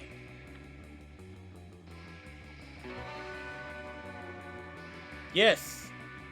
It's one of the older ones, too. I'm glad I use my clip shows for bathroom breaks and stuff, because that helps keep things, you know. Yeah, I had to pick up a freaking phone call. I think it was work, because yeah, I think it was work. Because I was working at a group home at that time. I was being asked to pick up a shift or something. I need a little bit more money and some creativity, so we're gonna go with the creativity. Alright, Miranda is sitting on her throne. She had her servants bring it here, of course. She looks quite worried. You ask what's up. Hmm. Do you think this play is fabulous? Because it decidedly is not. On my father's chart of royal fabulousness, it would rank just below the village pig humping festival. I have a lot of questions about that festival that are probably not going to be answered. It must be more fabulous. 'Tis my duty as a princess to make it so, but the sheer barbarity has paralyzed my mind. What to do? I'm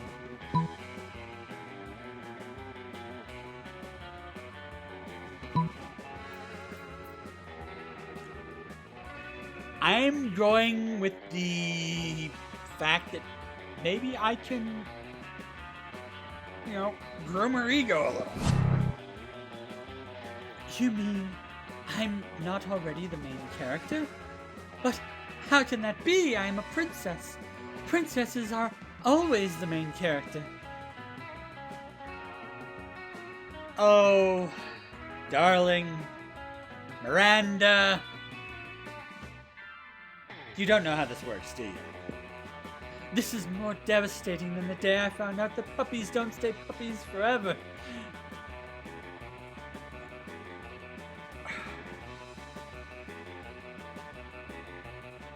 For you, the most devastating day of your life when you learned that was a day that you will never forget. For me, it was a Tuesday.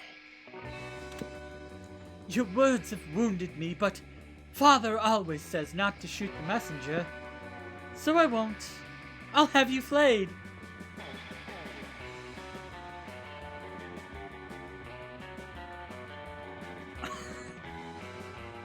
Help! Help! Not again! You hate being flayed. You barely escape, but you still lose 2 boldness and 1 charm. That depends on the definition of puppy. Exactly. Chihuahuas are always small.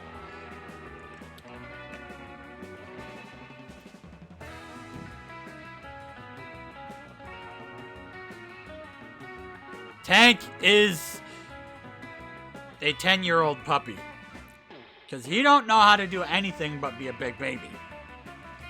He literally just sits there and is like, pet me, pet me. I will sit on your feet until you pet me. Pet me, please. Oh my god, he is the worst. He's so terrible. He is such an attention whore.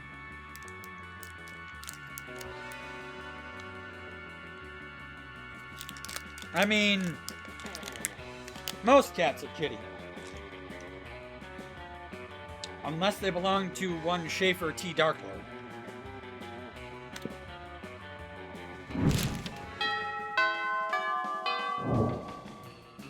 Let's do this! Alright. Give me your money. You get the whole point that, like, running a business like this is to sell stuff to people, right? I think you're missing the point, sweetheart.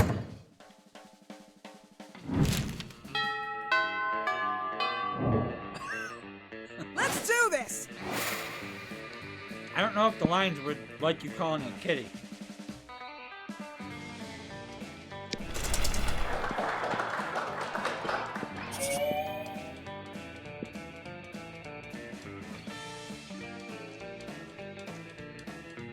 Why did I get set up with Miranda in this route?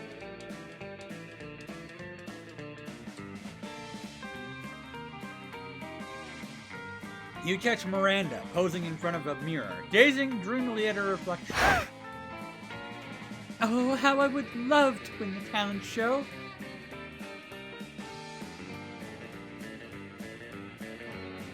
Like the monster Prom, the only way you're winning that is through murder and subterfuge, lady.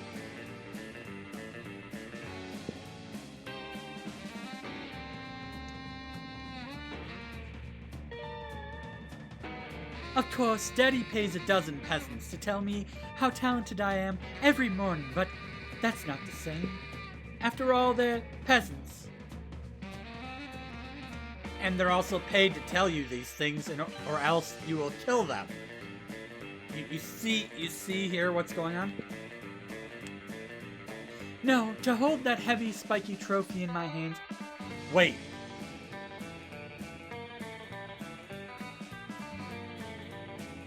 Why does the talent show trophy have spikes on it? For one. And for two, why isn't Damien involved in this arc? Because he totally would like something spiky with which to murder his enemies with. Or rather, to have my servants hold it.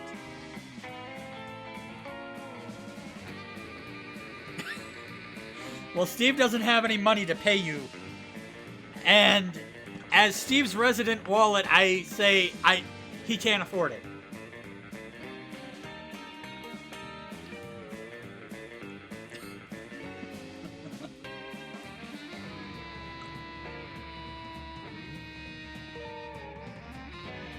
I love that you said that exactly as I was describing that I'm your wallet. After your comments earlier about wanting me to pay for your project.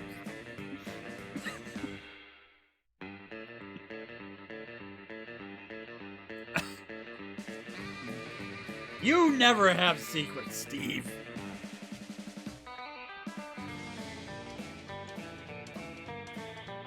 Anytime you say you've got a secret, you already told me and forgot. You'll be like, remember this thing that I told you about a month ago and then forgot? I suddenly did another page of work on it. And then I'm not going to go back to it for another 2 months. Pay me. That is how our relationship works. But, you know, it's not called a working relationship for nothing, right? You mean an artist who doesn't know how to art? And has been owing you art for years? Or is this a different project you're waiting on bottleneck for? Sorry. I've been involved in so many of your projects, Steve.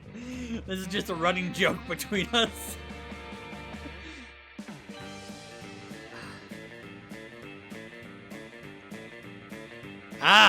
That thing. Enjoy your evening, as your time zone is probably quite late.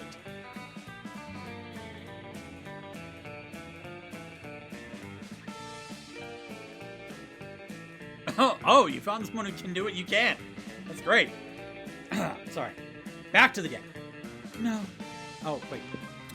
Oh, that would make me the happiest princess in all the land. Happier than the murder of all the air people. Because I'm sure genocide is still something that would make you happier. But I'm so nervous. What if they don't like my song? What if my skin is too scaly? You're a fish.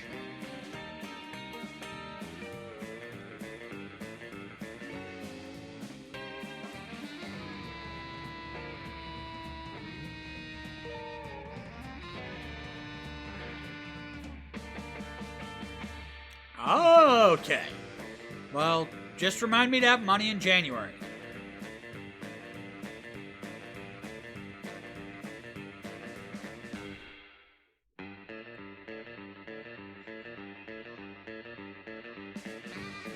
Yeah, that's the lovely little thing about the end of the year, is that a lot of those stupid things you have to renew every January, the beginning of every year. Well, that's good. I've still got to remember to tell some of my speed friends about Retro Future, or whatever it is that Fortifier's going to call it.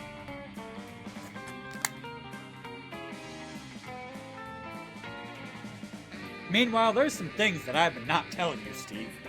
But I won't say them on stream. But Link already knows. And has already promptly blocked that person from showing up in their streams. But...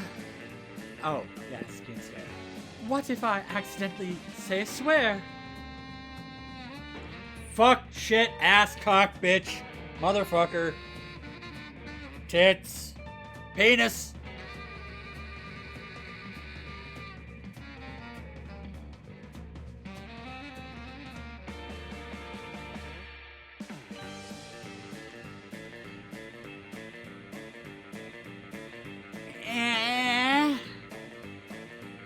It's something you really don't know much about anyway.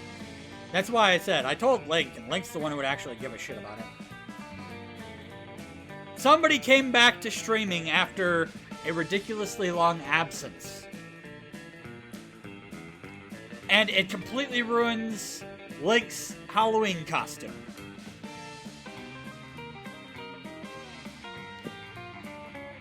Okay, Miranda, be calm. Remember what Daddy says. If you don't calm down, failure is 100% assured. More like, if you fail, it's 100% assured? Was it Carmen Sandiego? Close. That's not helping. Now I'm even less calm now. Looks like Miranda's caught in a vicious cycle. Quick! Help her out before she worries herself to death. Wait! Don't help! Worry her to death!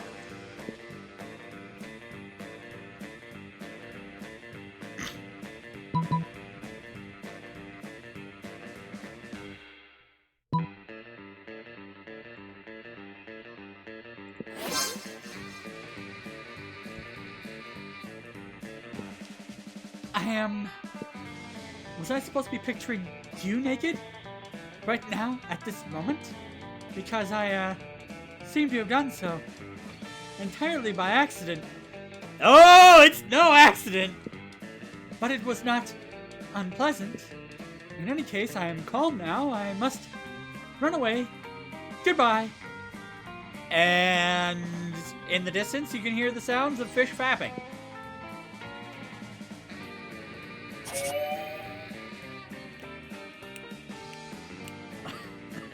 Okay, thanks, bye. I'm terrible. Thanks, fish lady. Thirsty fish lady. Thirsty. Oh! Miranda does indeed make a break for it, but as she goes, she casts a hungry glance over her shoulder. Nice.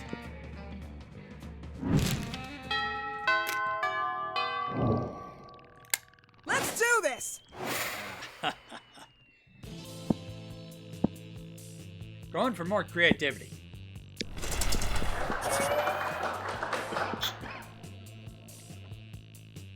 As you wander around, talking to yourself like a weirdo, you notice Miranda walking around talking to herself like a weirdo. Seems like she's addressing an imaginary crowd. I have done this. Greetings, fellow classmate. Oh, hello. I was just practicing my royal wave for when I am crowned Prom Queen. I feel there is a lot to be learned before I ascend the throne. Naturally, as a princess, I am already great at wearing crowns, talking to cute animal friends, quelling rebellions through excessive force, and singing sweetly. But I lack administrative experience. I have never so much as issued a decree. I wonder what my first should be. You don't have the heart to tell her that the role of prom queen doesn't come with sovereignty. Maybe you should just give her some suggestions instead.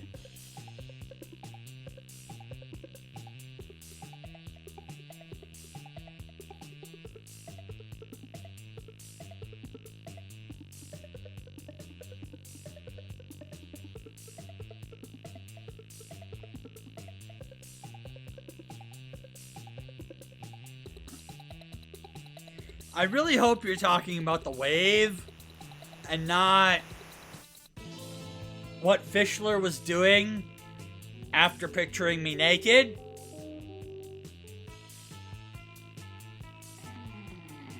Because phrasing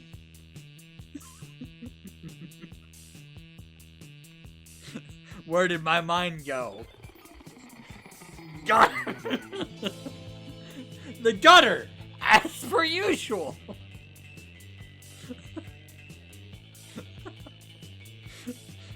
You do happen to have a copy of it already, don't you, Steve? I'm sure I've gifted you at least one once. Ugh.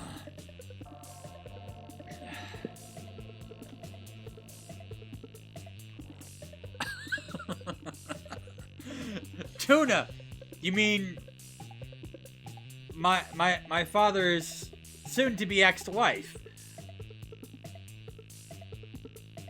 Taxes.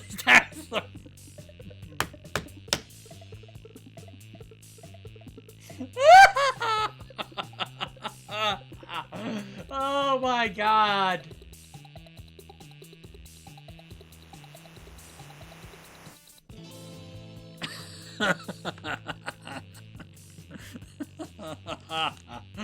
Taxes. Taxes.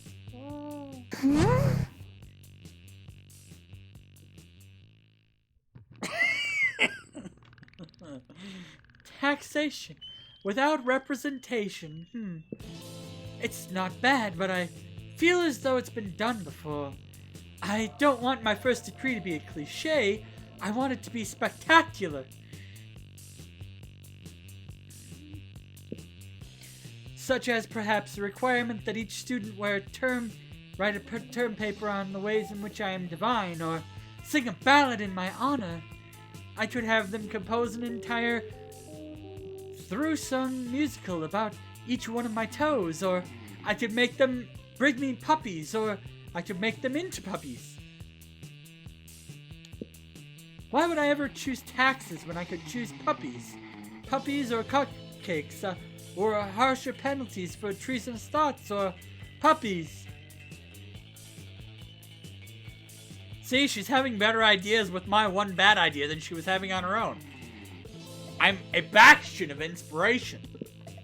She has a point. Puppies are awesome. And now she's on her phone ordering baby golden noodles by the dozen. Which sounds amazing, but from the unimpressed look she's shooting at you, you'll have to be your own cuddly pal.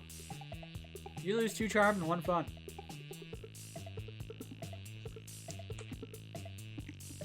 The very thought of thought crimes is criminal.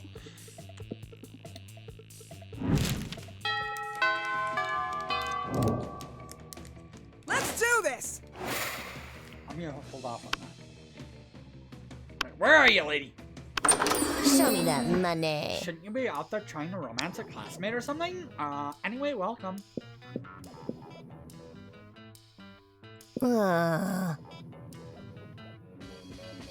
Okay, this is it. I get that you're here for me, not my stuff. Fair enough. Next time you'll just get me and no shop. Let's see if you're less annoying then. Achievement unlocked! Let's do this! Crap! I can't increase my creativity right now. Meanwhile, you're checking out your email in the library when you see an urgent from an address you don't recognize. The subject is Urgent Funds Needed Emergency. Seems important, so you open it.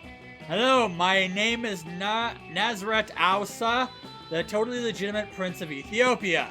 Due to recent cruel betrayal at the hand of my brother Gambella Awasa, who bought many whores with government money, my kingdom is in terrible debt.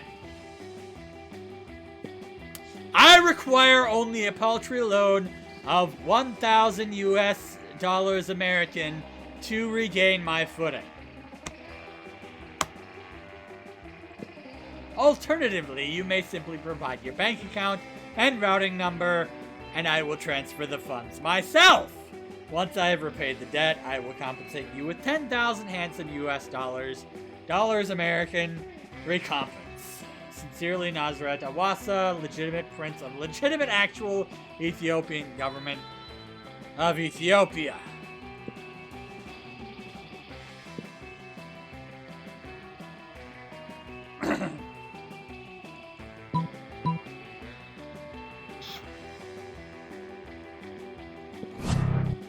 You settle down to write a detailed financial proposal.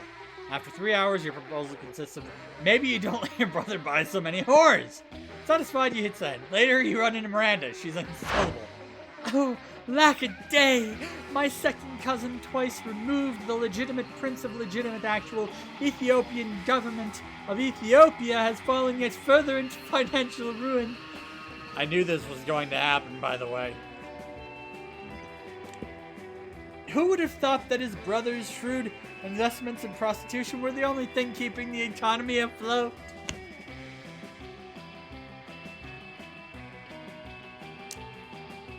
If the only thing keeping your economy afloat is whores, well,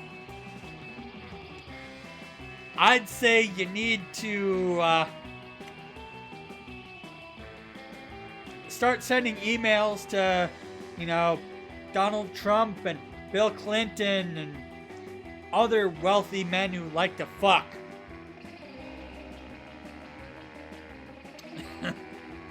I know, but I was definitely not the target audience. A poor, moneyless sap who doesn't enjoy fucking random prostitutes that may or may not have an STD. With all the hoes gone from the royal palace, the kingdom has no assets left. And it's all your fault.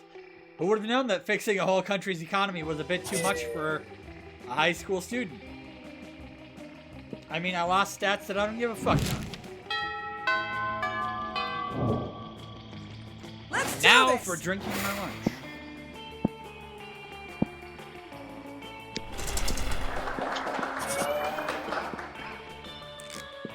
Ah, the magic of the theater.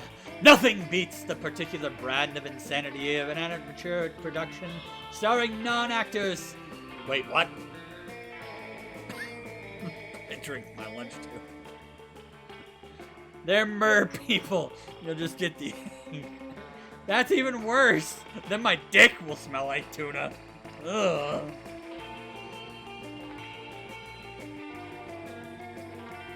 That's not something I want. You notice Miranda staring with admiration at Polly's costume. Such detail, such sparkle. What do the potions do? Get you drunk, get you high, send you on a trip to an alternate dimension. Am I correct, Polly?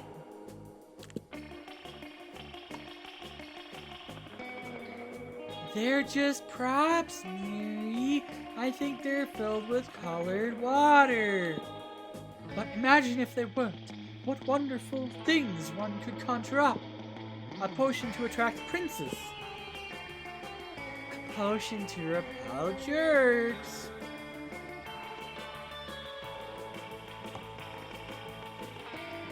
Steve, you're being a little too narrow there. Which girl is best girl? Fuck. Which monster is the best monster? I would like to fuck them all, please. Speaking of which, I still gotta find a way to get the orgy ending.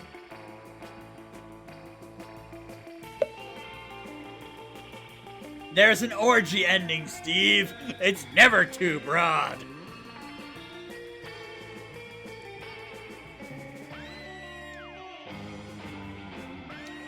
Arson.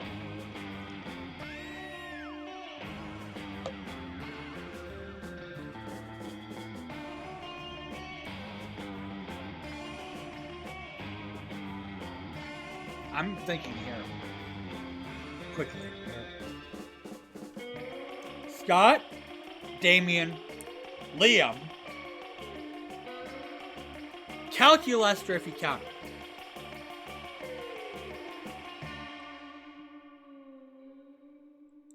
And then, so that's 4 dudes. Mary, Vera, Holly.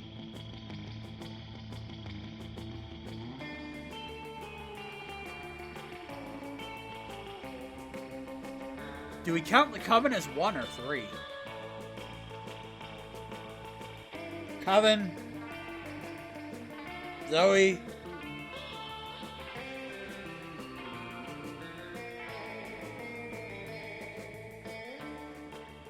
Shopkeep.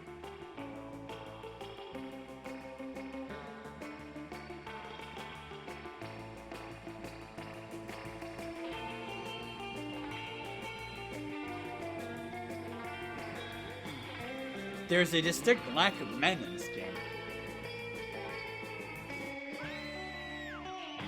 Just saying. A potion to enhance beauty. Potion to repel jerks? Now you realize spending the last term doodling cool potion ideas in your notebook wasn't useless at all. Steve! Potion!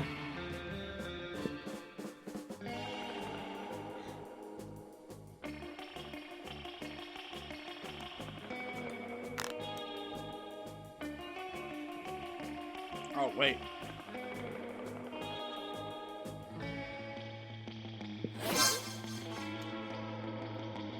Ooh, space!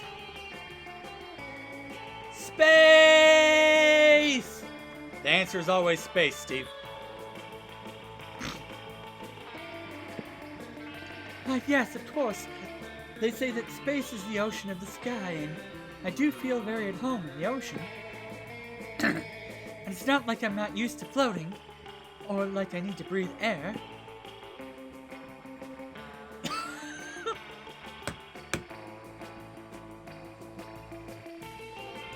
Use the force, Luke. Yeah, breathing air is for losers. Space rocks. Yes, a trip to space would be quite lovely, I'm sure. Now, which of these is the potion to take us into space?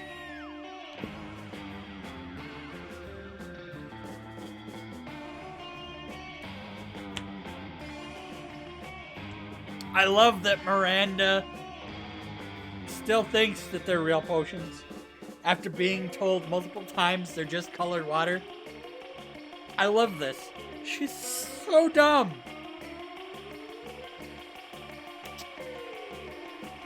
The feeding tube is obviously not giving her enough omega-3 acids to feed her brain. Obviously. Though if she were to eat fish, she'd be in for a lot more. None of them, Miranda. They're just props. They're still just full of colored water. But could they be filled with booze? Oh. Right. Well, the potion may not be real, but it's still a great idea. Yay! Creativity! Let's do Alright. this. Alright, lady. So exciting, you never thought you might meet the shopkeeper outside of her shop. Although her name probably isn't the shopkeeper, huh? She has to have a name. What's up? It's Valerie, you dumbass. Like, really? We have class together. That outfit's actually kind of hot. Like, legit.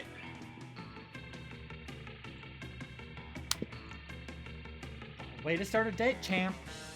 Did she say date? This seems promising, or at least it does until someone suddenly appears.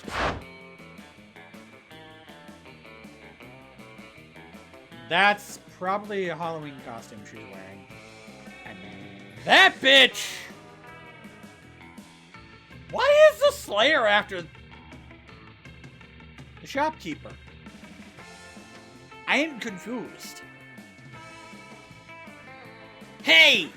Oh no, it's the Slayer. As if it wasn't enough for getting Valerie's name, now you have to face potential death. What's up, Double A? Nothing new, V. Just getting equipped for a new mission. Anything cool to sell? Not really. Sorry, girl. Today I was just chilling here with Red.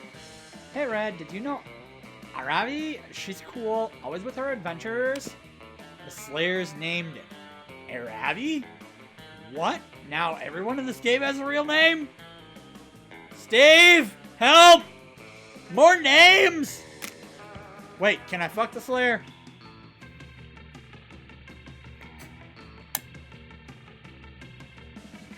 Date option number 9. The Slayer. Possibly pansexual. Enjoys knives. Also fire.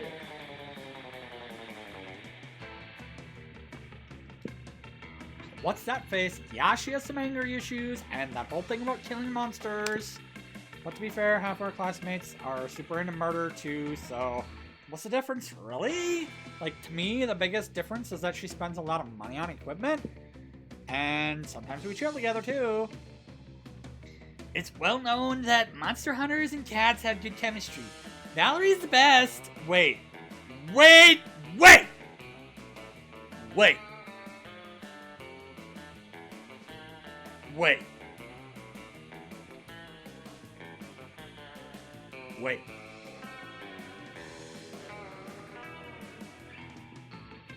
Does Trevor Belmont have a pet cat?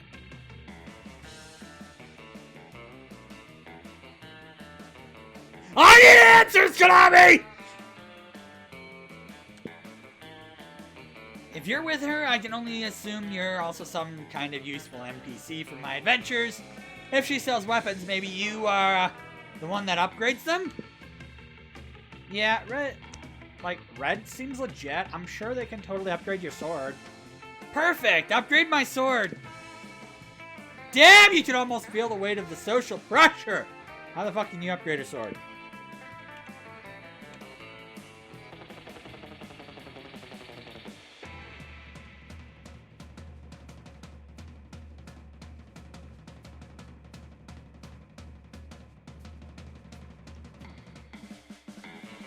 Creativity is higher, so DIY!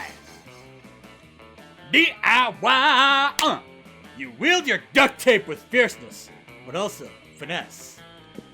Shit is about to get real. Duct tape. Where's the hot glue? Where's the welding torch? Where's the smithing hammer? Come on, be realistic, game! What are they doing? I think they might be working their magic or something. It seems like they're duct taping my sword to something. Damn right, you're duct taping your sword to victory! Et voila! Quite nice. Actually, yeah. Now my sword seems a lot more deadly. And it's also ranged. Ranged weapons are the best. See, I told you, red is the real shit. They might well be. I have to admit, I'm impressed, Red. How did you do it? Basically just duct tape the sword to a gun, but you don't have a problem with taking the credit.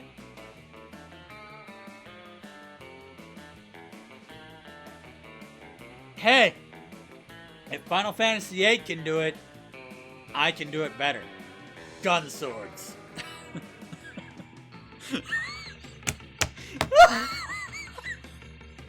Fuck! God damn it, Steve! Stop saying what I'm thinking, what I'm saying! Get out of my head! Get out of my fucking head, Steve! Or if you stay, pay rent. My brain is valuable real estate. It needs rent payments, damn it.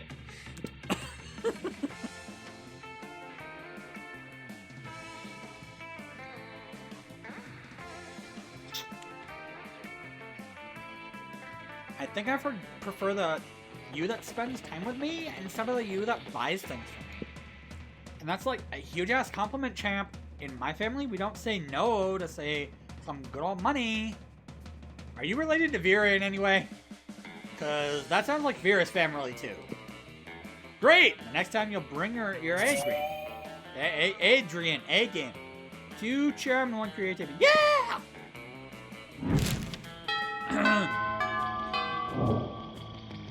Let's do this!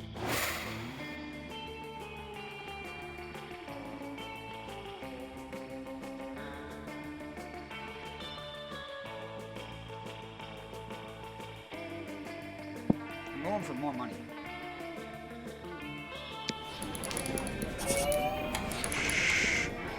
You notice Polly bent over her phone, phrasing, while Miranda tries to peek over her shoulder. Also phrasing, something really interesting must be going on Polly's phone. Still in the realm of phrasing, people. When you get a closer look, though, you see that Polly's just on Tinder again, swiping right on everybody.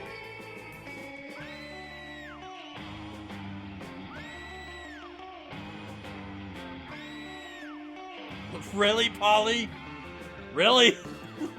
Swiping right on everybody? It's like, fuck, fuck, fuck, fuck, fuck, fuck, fuck, fuck. It's like, really? She just wants to fuck everything? Miranda seems entranced, though, and a little worried.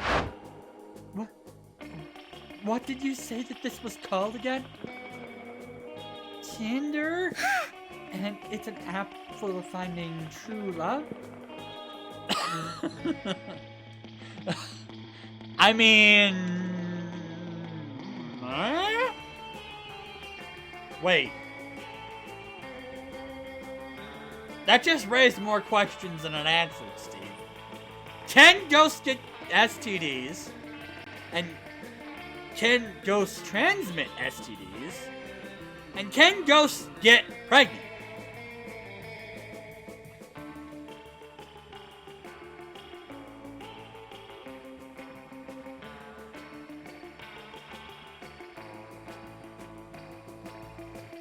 Sorry, was stroking out for a minute.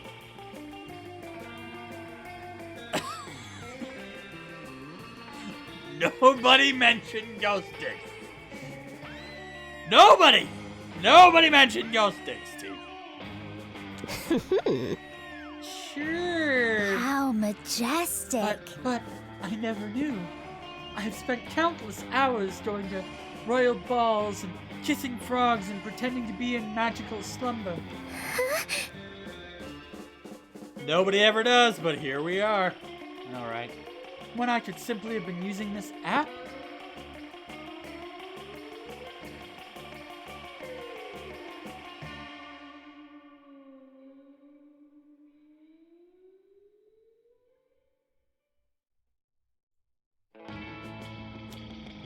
I mostly just use it for collecting dick pics. What are these dick pics? Tokens of affection? Oh, alas, to be so far behind in my quest for love.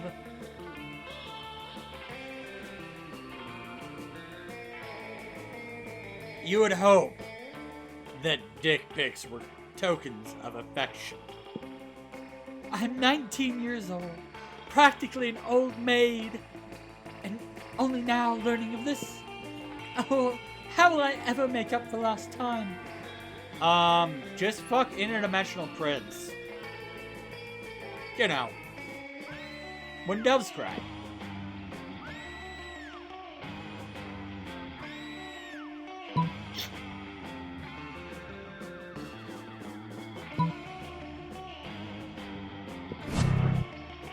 A harem? My uncle Octavius bought me a harem when I was 15 years old. I never saw the appeal. Speaking of which, I wonder if anyone has been feeding the concubines. But in any case, it's not a harem I am seeking, but a soulmate. Someone to sweep me off my feet and carry me away on a gleaming white horse. I point yet again to the interdimensional prince.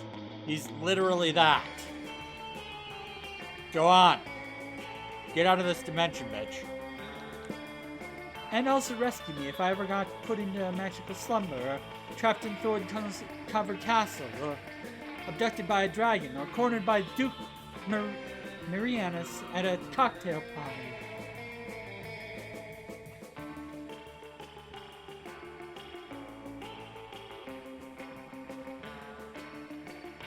Duke of Marianus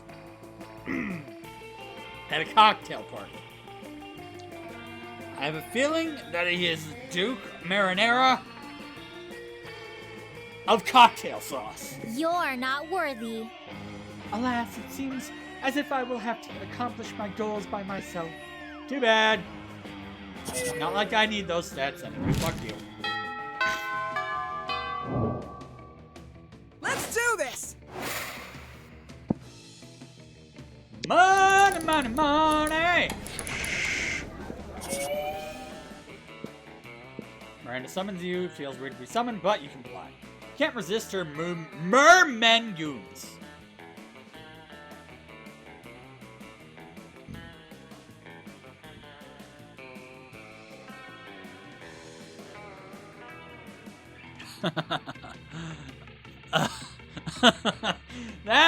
That is possible. He could definitely be one of those weird anglerfish, which would also turn her off pretty hard. I mean, it's hard to turn the lights off if you want lights off during sex when your partner has a literal light on their head. It'd be like trying to fuck MC Frontalot. Probably why he's still single.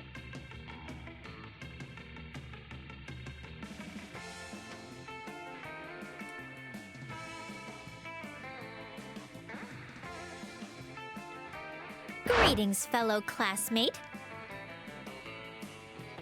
Thank you for coming, my dear. Phrasing.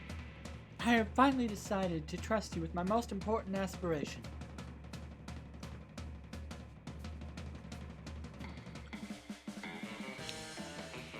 Shark! Yeah. Sharks are even worse because of two things. A, the teeth, and the propensity for eating fish. And B, the two dicks. I don't think she's had one penetration, let alone two.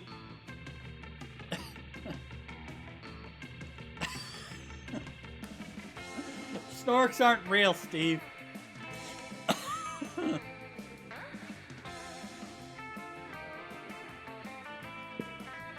Most of my competition is naive.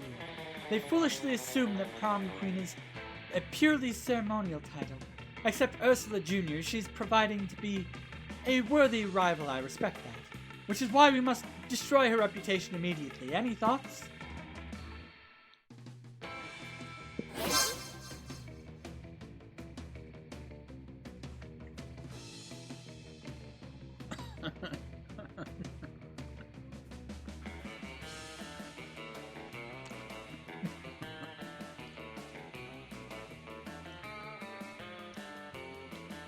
I mean, I don't know how she'd have sex with a snork either. You hire a Chinese hacker to plant 10 years of pro bono work rescuing human babies from lawnmowers in Ursula's name. At recess, Dr. Baby Love of the Baby Love Institute appears out of nowhere and presents her with the Humanity Award.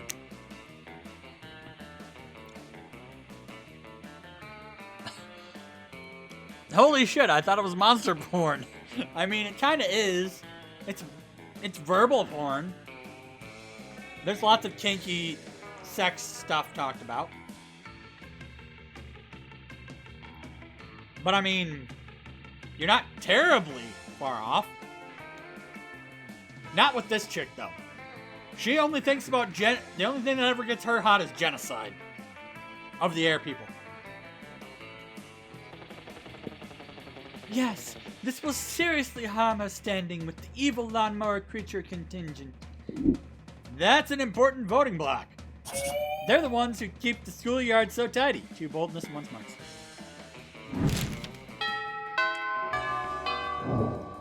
Date number 2 with Kat. You go to the shop, but there's no shopkeeper there this time. Just a note. Sorry, being a regular student for once. Go buy your stuff at 7-Eleven or something like a fucking normal person. See ya!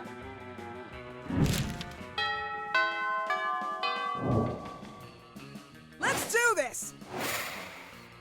What?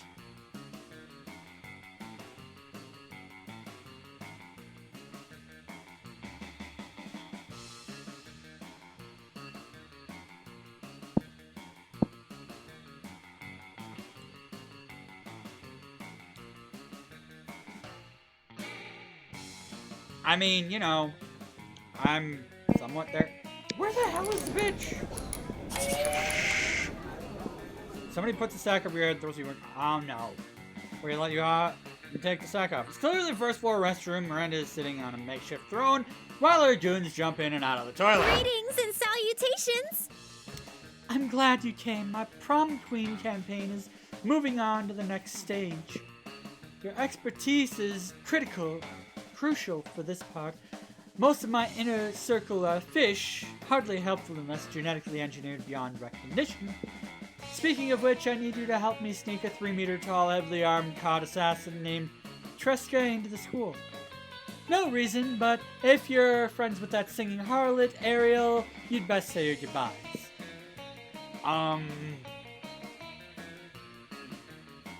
We need a diversion. Release Kraken. Fish hit drums and the menacing beat culminates in a synchronous crescendo. You feel a thump from down below, and then a whimper. Oh, great. The Kraken is stuck in the sewers again. Take the plunger and help the 7-ton monster out. You hurt an octopuppy. Well, shit. Let's do this! I have no idea how this is gonna work. You're ready to have your second round with Valerie. Oh, thank God! I actually did another date with Val, the cat lady. You're confident because you now know her name, which you're sure is a huge turn on. Hey, stranger. Hey, yo. So, like, you liked hanging with me, huh? First time was free, but now it'll be like -50 money? Just kidding.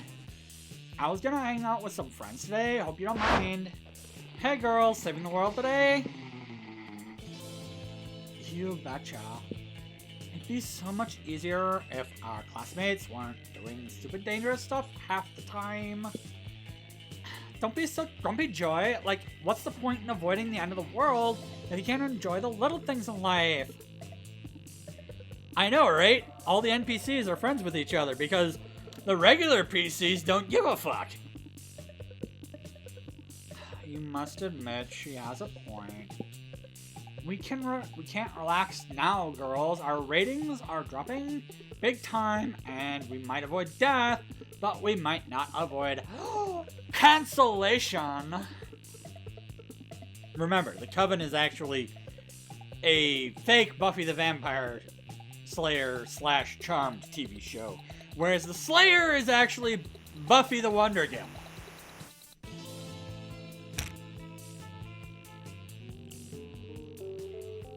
I don't know when she's gonna hang with the interdimensional prince. Nobody likes that guy. Literally nobody.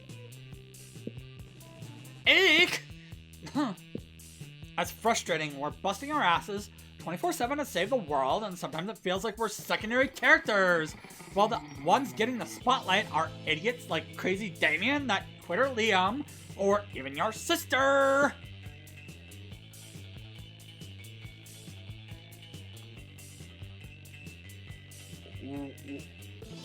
Wait a minute. Wait a minute.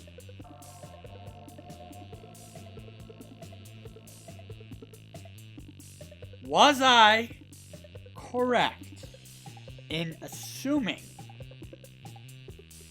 that her sister is Vera?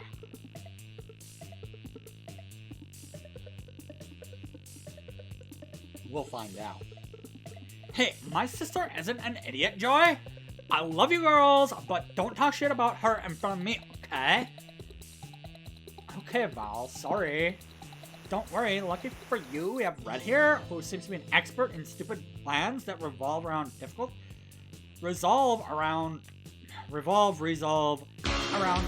situations. Thank you for the host, Neo. Wait, welcome back, Neo. Thank you for the host. You fucking rock me, yo, you are the dude. Let's get some shit on and we fucking cash out people when we go to prom. Oh yeah, let's go. After her bitch ass pussy, you know what I fucking need, 'cause she's a cat. I'm terrible. I'm fucking terrible and you know it.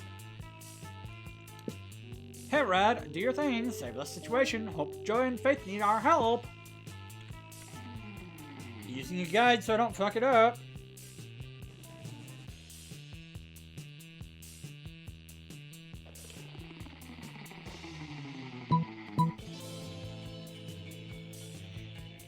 I don't have charm. I have money. Toys and merch! Hot ghost girl dealt with some daddy issues. And now we're going after Steve's favorite, the shopkeeper, who we finally have access to.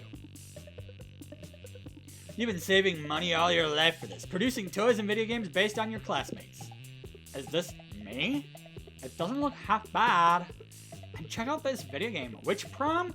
You can romance one of us while helping save the world? And there's me, I'm the shopkeeper. If I was a video game character, I would totally be the shopkeeper, huh? I love it. Meta humor. D-Daddy.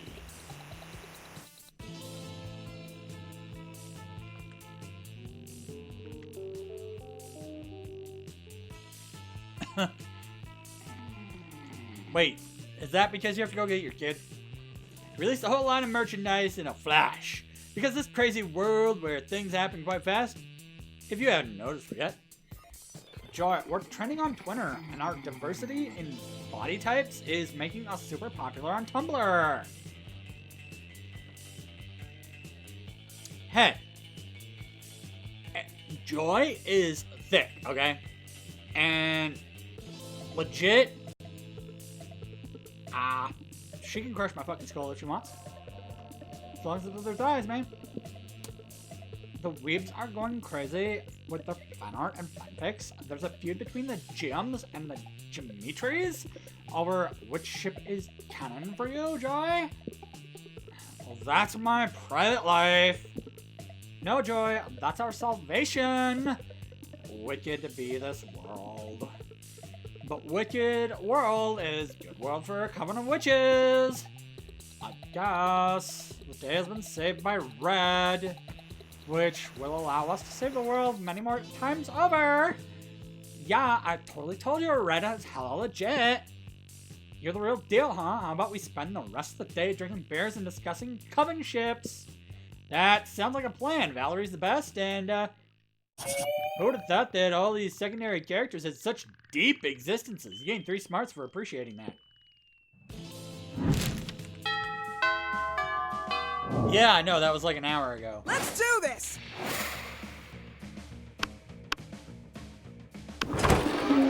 Shot. There's more shots. Ah! So only the first date. Only the first date involved that. Let's do this! This is gonna be the last date. Come on, eager to have another adventure with Valerie. She's so natural and complex. She makes you see how the classic love interest might be a bit too parodic and simplistic. Hey, stranger. Hey, stranger. Like, what are we doing today, you and me? Who cares? Sure that before you can do anything, any minor NPC will appear before you to discover a new unexpected layer of complexity, you know. Before you can finish that thought, an internet...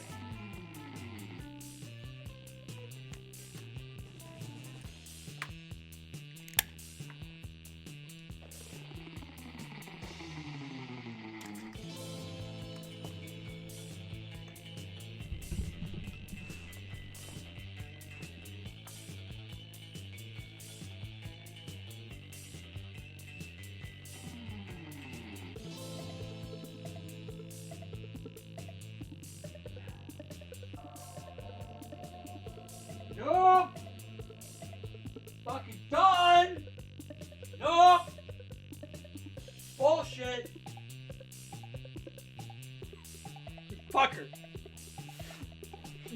You wanted this, Steve! You wanted this! Are you happy?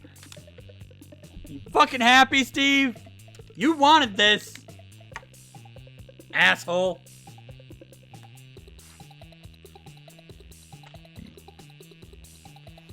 Interdimensional rift opens.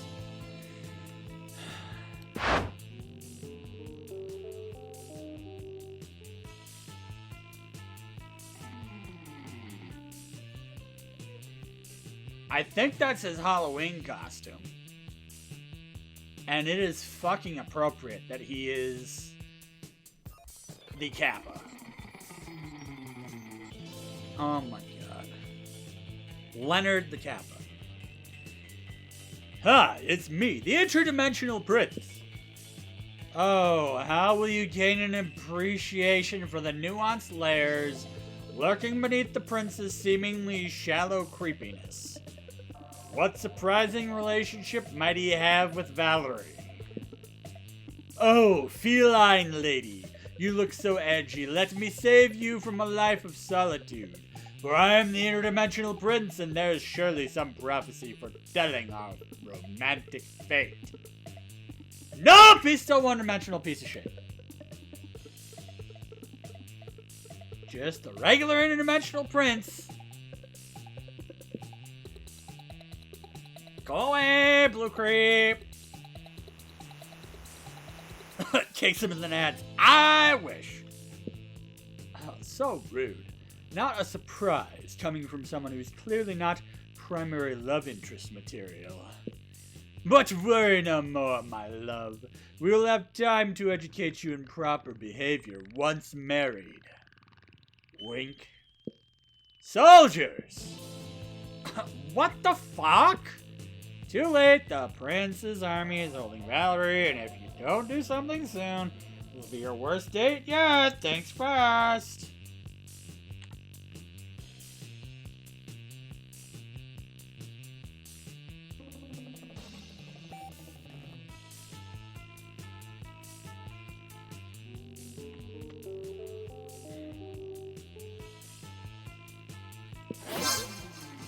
You bring your Insta-Filter A game and choose a combination of tricks so the pic says, hey, this is serious and not some kind of performance. We need help to beat this blue creep's army!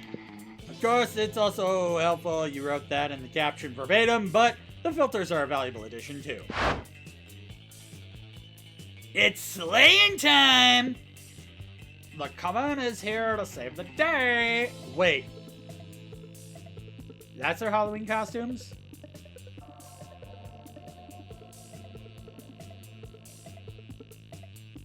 I may have to fuck my wife tonight.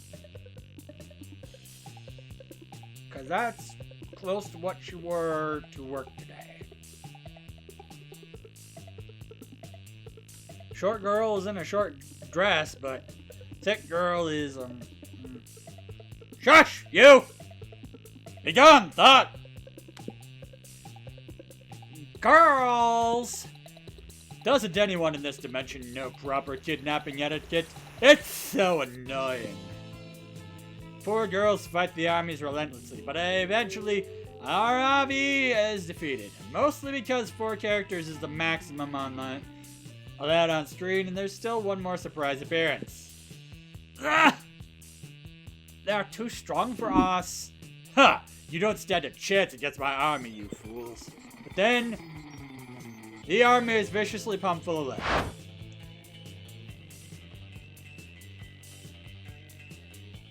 Hold it!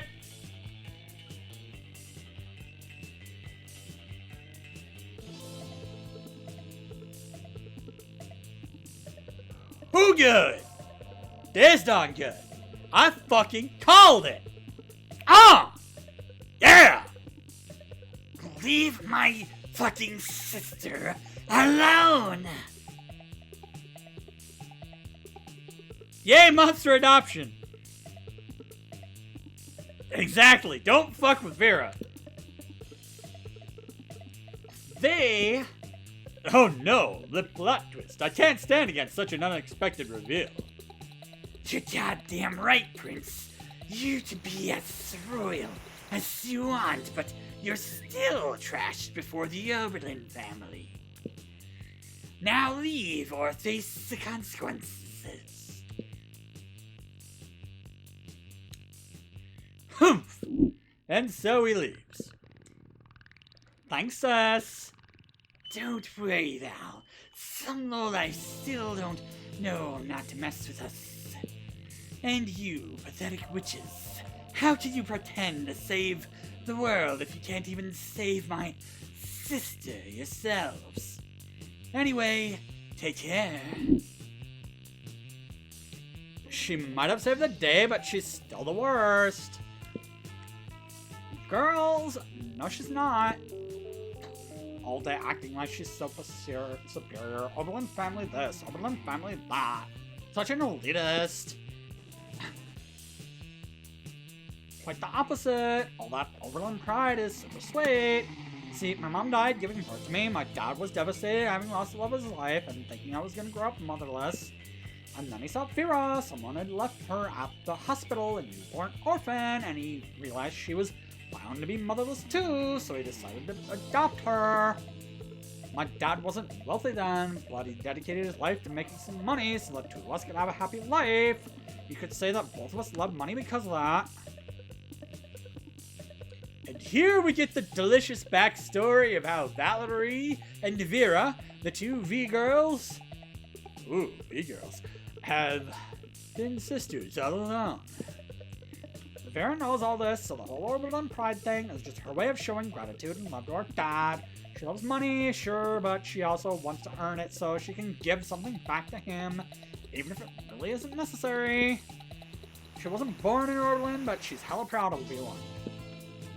All that Orderland stuff is super sweet, at least to me. Okay, I guess it is. Still, she's kind of a bitch. You betcha, but she's my bitch. Best sister ever! She's my favorite person in the world. You Red, you're on your way to being second favorite. What? A big compliment and a big reveal. This is the best day ever. Hashtag make Valerie a love interest. Monster Prom 2, come on. Valerie for love interest. Oberlin sisters, unite! Gain 8 smarts for the plot twist. So twisty. So very twisty. Invite no one, because my stats are shit. Here we go! Let's do this! You ask no one to prom, because as appealing as the love interest might be, you've fallen for no other than the game shopkeeper. Hey, stranger.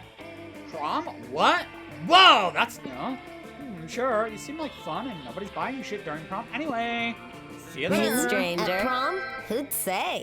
I wanna buy your heart, achievement unlocked.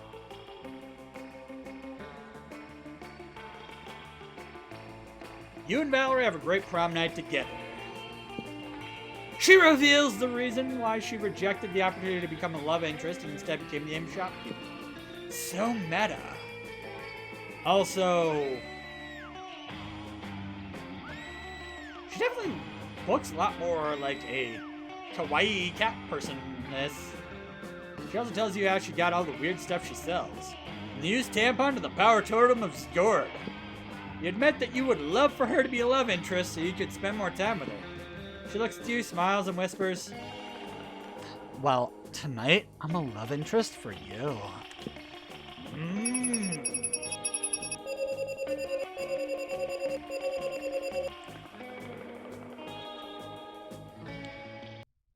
Unfortunately, I have errands to run after this. This is probably the last round, but don't forget about coming over tomorrow for Luigi's Mansion 3 all fucking day long. And next week we will be doing some costume percent runs, because I owe them. But here we go. Those 6 weeks were maybe the most epic and absurd weeks of our lives. After the Monster Prom, we kept on living our lives, falling in love, battling for friendship, and learning about who we were and who we could be. And you know what? Like it always does, life happened, and it was wonderful. Polly graduated from doing lots of ayahuasca, and now she appears to hallucinating people and acts their spirit animal. Liam kept doing art so hard he eventually evaporated and became the concept of coolness himself. As he left the physical plane, the last thing Liam did was give everyone a condescending look. Miranda used her vast knowledge of serfs to get a job handpicking the best serfs for other people. Yeah, unsurprisingly, she ended up leaving her serfs to do the work. Those 6 weeks, Monster Prom seemed larger than life, and then it was gone, just like that. Battle for Monster Prom might have ended then, but there were plenty of battles left in that war called youth. Once again, we were young and unafraid, and we were ready to start. Yo.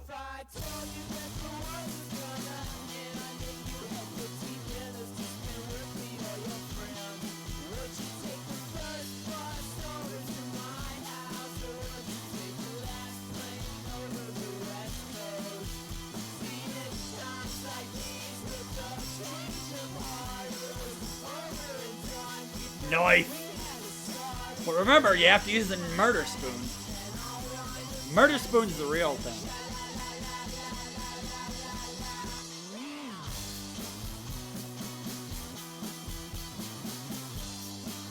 Sucks that there's no other secret endings with Polly now.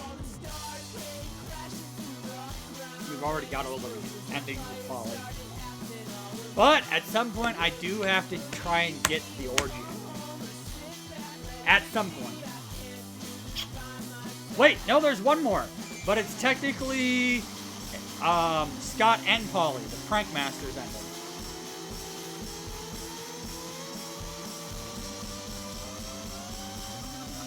That revelation explains this picture a bit better, too.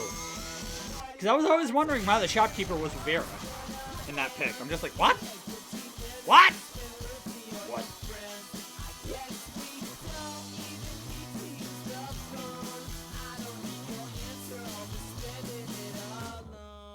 Beautiful glitch and those awesome guys.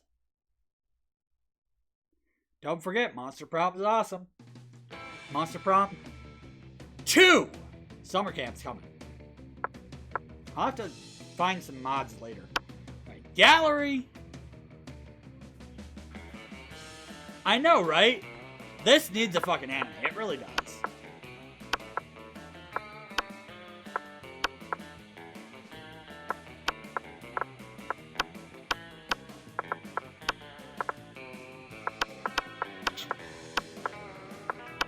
Oh.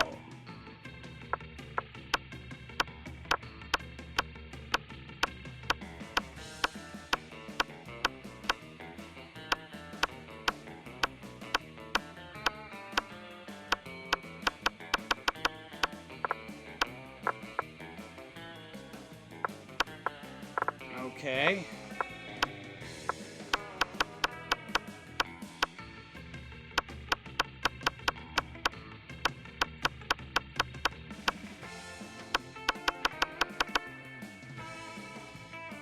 That's the Halloween costume? That's crazy.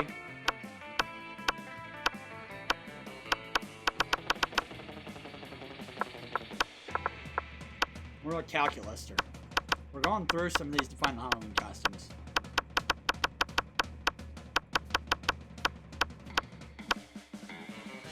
Steampunk.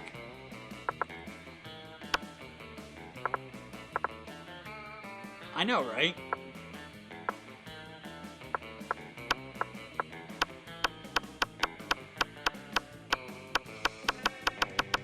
Oh, he doesn't get a Halloween costume. What about Dahlia? She's actually supposed to be in the sequel as a love interest. Weirdly enough, that's what it looks like anyway. Mostly because of her rivalry with Damien, so they can kind of like make a... Yeah, that's his fucking Halloween costume with 7 dudes.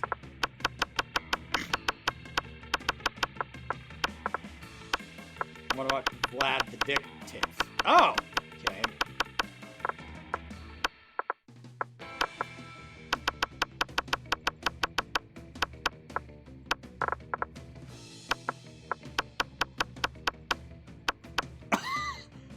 Oh my god! Wolves Among Us!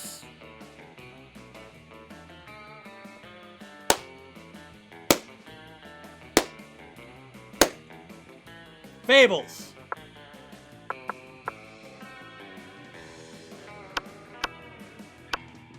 That's a great Halloween costume for him. Seriously, fucking awesome.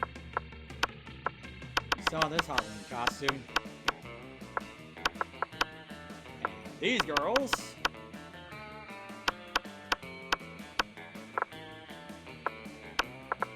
What about Couch? Oh my god, Coach is Scott.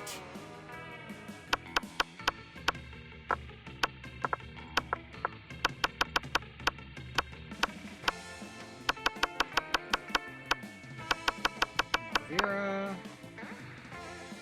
Cult outfits.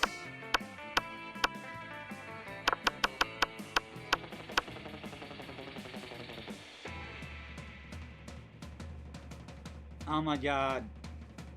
She dressed up as her sister.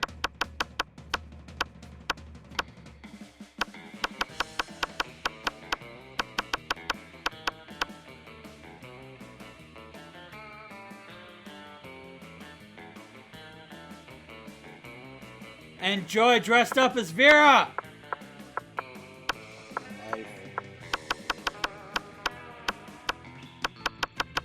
Scott Dome. Scott Tree. Scott covered in sap.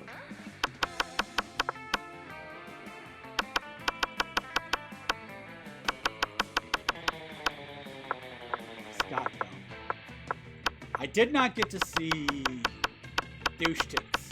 I mean, Liam's. That's his acting one. That's hit one. Of course he's gonna be an alu turd.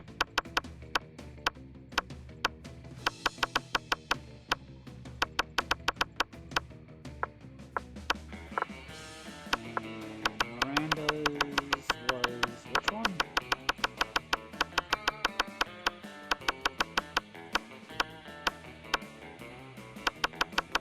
It's... Oh yeah, she was the interdimensional prince. Damien was what? Was his Halloween costume? The Slayer.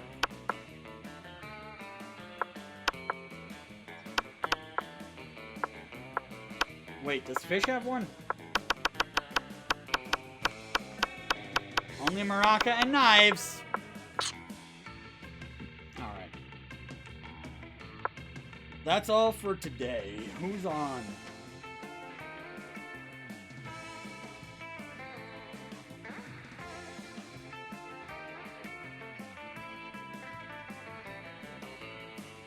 I've got to go utilize the bathroom, and then I've got to go eat something. Hopefully, late night retro isn't so late night anymore. Wool's on for a little bit. Doing Metroid.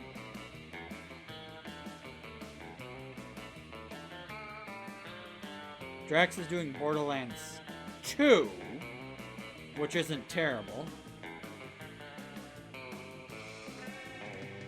We're gonna go raid Drax.